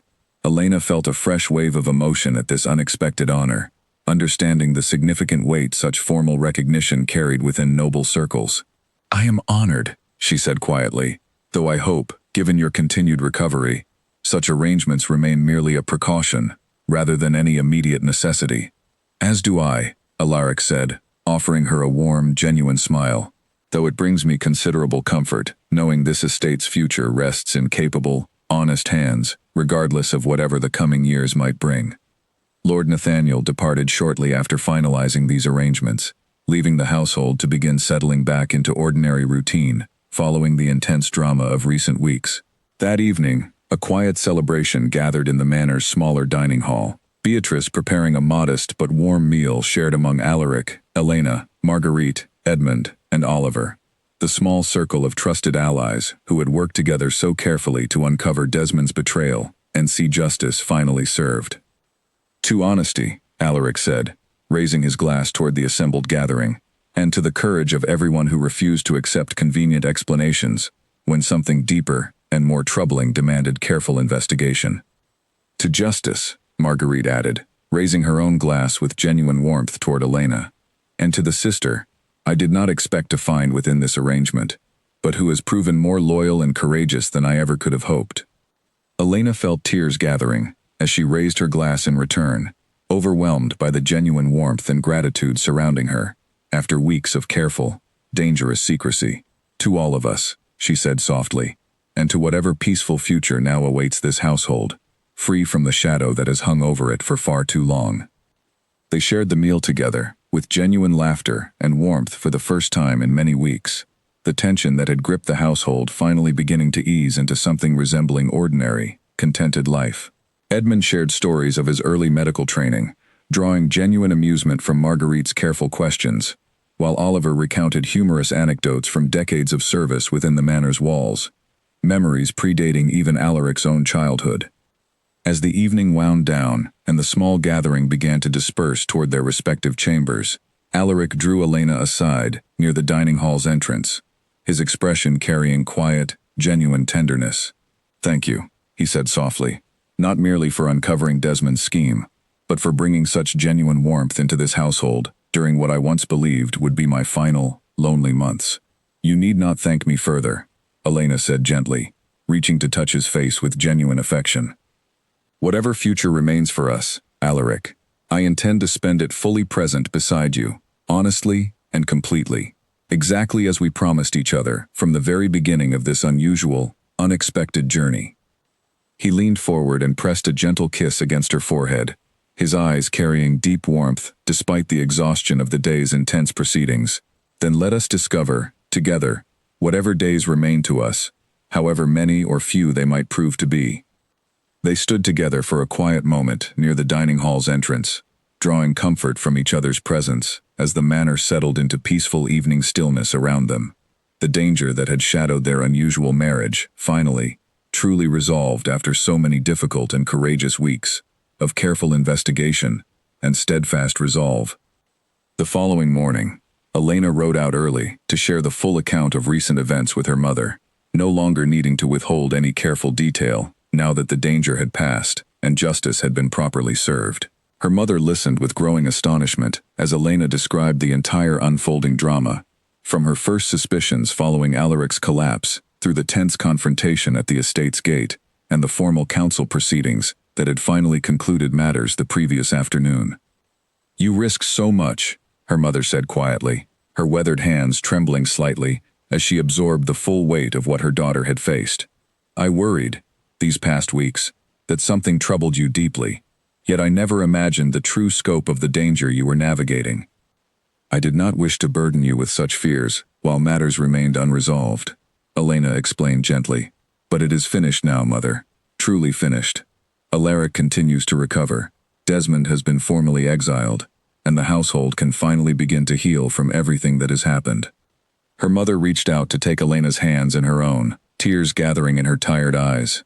I am proud of you, Elena, beyond anything I could properly express. Your father would have been equally proud had he lived to see the courage and clear judgment you have shown throughout this entire ordeal. Elena felt her own eyes fill with emotion at these words, grateful beyond measure for her mother's steady presence throughout every difficult chapter of her life. I could not have found such courage without the example you and Father always provided, she said softly. Whatever strength I possess, I owe largely to the two of you. They spent the remainder of the morning together, discussing practical matters now that Elena's position within the ducal household had been formally secured through Lord Nathaniel's arrangement regarding future inheritance. I intend to ensure you want for nothing, Mother, Elena promised, now that this danger has finally passed, and I can properly attend to matters beyond mere survival. I want for very little already, her mother said, smiling warmly, knowing my daughter has found genuine partnership and purpose within a marriage that began under such unusual and difficult circumstances. That knowledge alone brings me more comfort than any material comfort ever could. Elena embraced her mother warmly before beginning the ride back toward Ulmore Manor, her heart considerably lighter than it had been in many long weeks, understanding that whatever challenges still lay ahead in adjusting to ordinary, peaceful life, the most dangerous and difficult chapter of this unusual journey had finally, truly, reached its resolution. Winter settled fully over Ulmore's fields in the weeks following Desmond's formal exile, blanketing the estate's grounds in soft, quiet snow that transformed the manor's usual stone grandeur into something gentler and more peaceful than Elena had yet witnessed since her arrival. With the danger finally resolved, the household gradually settled into a rhythm of genuine, ordinary life, free from the careful secrecy and constant vigilance that had defined their recent weeks. Alaric's recovery continued steadily under Edmund's careful attention, his strength returning more fully with each passing week, now that the tampered medicine had been entirely removed from his treatment. He began taking short walks through the manor's snow-covered gardens, leaning only lightly on Elena's arm rather than requiring her full support, his color and vigor gradually approaching what Edmund cautiously suggested might eventually resemble genuine, sustained health rather than merely temporary stability. I confess, Edmund admitted one afternoon, examining Alaric with visible surprise during a routine check of his condition. I had prepared myself, when we first discovered the poisoning, for the possibility that months of accumulated damage might prove permanent, regardless of removing the harmful substance. Yet your recovery exceeds anything I dared hope for during those difficult early days. Perhaps illness had claimed less true hold over me than we all believed, Alaric said, once the deliberate cruelty causing my decline had finally been removed entirely from my daily treatment. Edmund nodded thoughtfully. It is possible the underlying condition we originally diagnosed was considerably less severe than it appeared, its symptoms significantly worsened and accelerated by the poison working against your body's natural resilience. Removing that burden has allowed your own strength to reassert itself far more fully than any of us anticipated. This revelation brought a profound, quiet joy to the household, understanding that Alaric's future now held genuine promise, rather than merely the temporary reprieve they had initially hoped for following Desmond's exposure. Marguerite, in particular, seemed to blossom with renewed lightness, the constant underlying fear that had shadowed her every interaction with her brother finally beginning to fully dissolve as his continued recovery became increasingly undeniable. Elena, too, found herself settling more fully into her role within the household, no longer merely a wife bound by practical necessity to a dying man, but a genuine partner building a shared future alongside someone she had grown to love deeply through the trials they had faced together. Her conversations with Alaric deepened further during these peaceful winter months, exploring not merely the practical matters of managing the estate, but genuine dreams and hopes for whatever years now stretched hopefully before them. I find myself imagining futures I never dared consider only months ago, Alaric admitted one evening, as they sat together near the fire in his study, now more a shared space than his alone. perhaps children, someday, to carry this family's legacy forward properly, rather than leaving it vulnerable to distant, untrustworthy relations. Elena felt her heart swell with genuine hope at these words, understanding the profound significance of such dreams, given how differently their story had begun. "I would welcome that future," she said softly, taking his hand in her own. "Whatever children we might raise together, I believe they would inherit not merely a title, but a genuine example of honesty and courage from both their parents." He raised her hand to his lips, pressing a tender kiss against her fingers. "I did not expect, when I first spoke those words to you, at our initial meeting, that fortune might indeed favor us both so fully. I called you fortunate that evening, Elena, believing I offered you only practical security in exchange for your acceptance. I understand now how profoundly mistaken I was regarding who truly received the greater fortune in this arrangement. We were both fortunate," Elena said gently, though perhaps neither of us understood, on that first evening, quite how deeply that fortune would eventually prove itself. As winter gradually gave way to the first tentative signs of spring, the household welcomed increasing numbers of visitors, distant relations, and noble families, eager to witness firsthand the remarkable recovery of a duke many had quietly expected to succumb to his illness many months earlier. Alaric received these visits with renewed vigor, his household finally settling into the kind of stable, respected position that Desmond's calculated ambitions had once threatened to entirely undermine. Elena's own family found their circumstances considerably improved as well, her mother's health steadily benefiting from the resources and proper care Elena could now provide, no longer limited by the constrained finances that had once burdened their small family farm. Clara and Simon, whose careful assistance had proven so essential in uncovering Desmond's scheme, were both offered permanent positions within the manor's trusted household staff, their loyalty and courage properly rewarded with security and genuine gratitude. Vincent the apothecary faced his own formal consequences before regional authorities. His willing participation in providing dangerous substances for calculated harm, resulting in the loss of his license to practice, and a period of imprisonment proportional to his role in facilitating Desmond's cruel scheme. A resolution that brought Elena a measure of satisfaction, knowing that every party responsible for Alaric's suffering had ultimately faced appropriate accountability. As for Desmond himself, occasional word reached Ulmore Manor through distant channels regarding his life in exile, reports suggesting he had settled in a modest coastal town, far from his former ambitions, living quietly, and, according to some accounts, working to atone through humble labor for the terrible cruelty he had once inflicted upon his own family. Whether genuine remorse had truly taken root within him, none at Ulmore could say with certainty, though Alaric found himself hoping, despite everything, that his cousin might eventually discover some path toward authentic redemption, however long and difficult that journey might prove. 1 year after their unusual wedding, held under circumstances neither had originally expected to survive long enough to properly celebrate, Alaric and Elena marked the anniversary with a quiet, joyful gathering within the manor's great hall, the same space that had once hosted the tense, formal council proceedings determining Desmond's fate. Now, however, warmth and genuine celebration filled the hall, surrounded by the small circle of trusted allies who had helped guide them safely through danger toward this hopeful, peaceful future. "A year ago," Alaric said, raising his glass before the gathered friends and family, "I believed myself facing only a handful of remaining months, seeking merely a suitable arrangement to protect my sister and this estate's legacy before illness inevitably claimed me. I could not have imagined, standing before that fireplace speaking those first careless words to my future wife, how profoundly my life was about to change."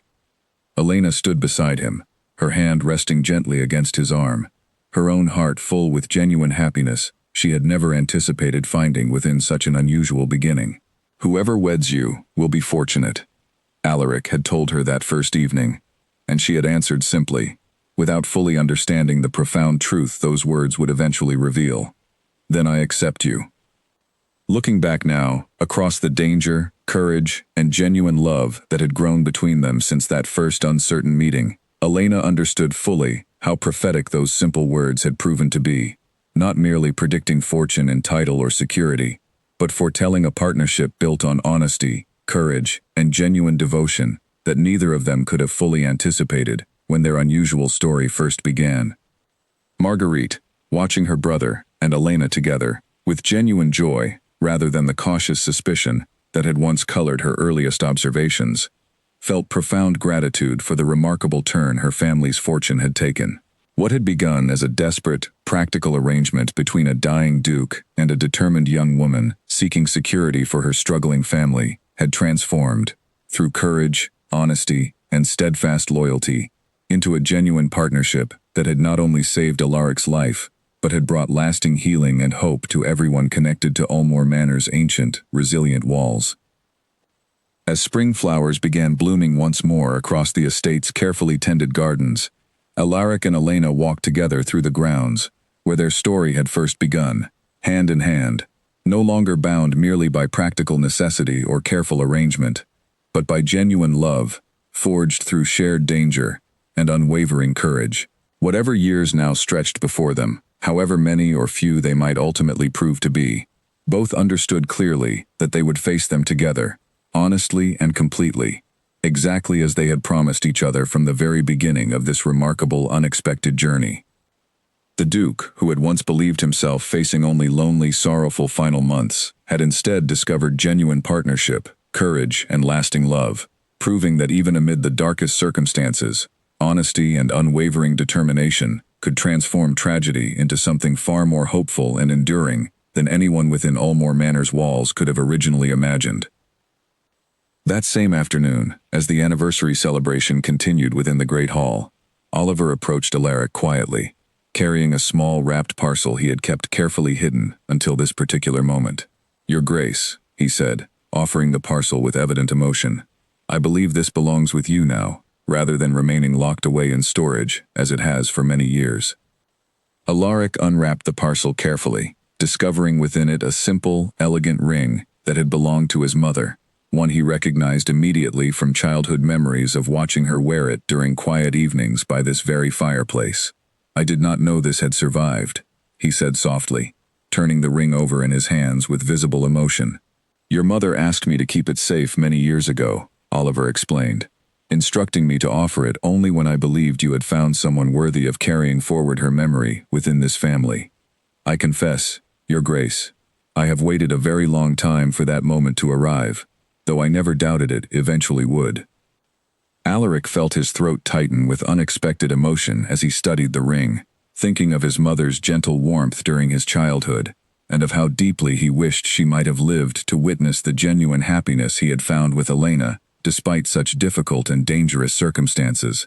He thanked Oliver warmly before making his way through the celebrating crowd to find Elena, who stood near the Great Hall's tall windows, speaking quietly with Marguerite about plans for the estate's upcoming spring planting. "Elena," he said, drawing her attention gently away from her conversation, "there is something I would like to offer you, if you are willing." She turned to face him, curiosity evident in her warm expression, as he opened his palm to reveal the simple, elegant ring resting there. "This belonged to my mother," he explained. "Oliver has kept it safe for many years, waiting for the right moment to offer it. I can think of no one more deserving of carrying her memory forward than you, Elena, not merely as my wife, through practical arrangement, but as someone I have come to love with my whole heart." Elena felt tears gathering as she extended her hand, allowing him to slip the ring gently onto her finger, its simple, time-worn elegance carrying far greater significance than any elaborate jewelry might have offered. "I will carry her memory carefully," she said softly, "alongside everything you and this family have taught me about genuine courage and honest devotion."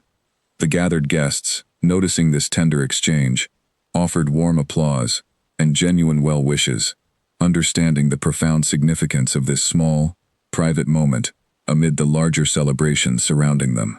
Marguerite embraced them both warmly, tears of genuine happiness gathering in her own eyes as she witnessed this touching tribute to the mother she too remembered fondly from her earliest childhood years. As the celebration continued into the evening, Beatrice emerged from the kitchens carrying a beautifully prepared cake, decorated with careful attention despite the household's modest resources, a small but meaningful gesture from the woman who had first welcomed Elena so warmly into the manor's daily rhythms many months earlier. "I remember when you first wandered into my kitchen," Beatrice said, smiling warmly as she presented the cake. "Uncertain of your place within these grand walls, yet eager to help, regardless of your new title. I knew then you would bring genuine goodness to this household, whatever challenges lay ahead. Elena embraced Beatrice warmly, grateful for the genuine kindness this woman had shown from their very first meeting. Your friendship meant more than you know, Beatrice, especially during those uncertain early days when I understood so little of this new life I had entered. As the evening drew toward its peaceful conclusion, Alaric and Elena eventually slipped away from the celebrating crowd, making their way toward the quiet garden, where their earlier conversation about imagined futures had first taken shape. The spring evening carried a gentle warmth, the first true promise of the coming season's renewal, as they walked together beneath a sky gradually filling with early evening stars. "A year ago," Elena said softly, echoing Alaric's earlier toast, "I could not have imagined standing here with you now, genuinely happy, genuinely hopeful, for whatever future remains ahead of us." "Nor could I," Alaric agreed, drawing her closer as they paused beside the same fountain where they had first walked together during those early, uncertain weeks of their unusual marriage. "Yet here we stand, Elena, proof that even the most difficult and dangerous beginnings can transform into something genuinely beautiful, given sufficient courage and unwavering honesty." They remained together in the quiet garden for a while longer, drawing comfort and genuine joy from each other's presence as the last light of day faded gently into evening's peaceful embrace. Two people who had begun their journey together through desperate necessity, but who had discovered, through courage, danger, and unwavering devotion, a partnership far more meaningful and enduring than either could have originally imagined possible. Whatever years still remained ahead of them, however many challenges or joys those years might yet bring, both understood clearly that they would face them exactly as they had faced everything since that first fateful evening by the fireplace, together, honestly, and with the same steadfast courage that had already carried them safely through the darkest danger either had ever known.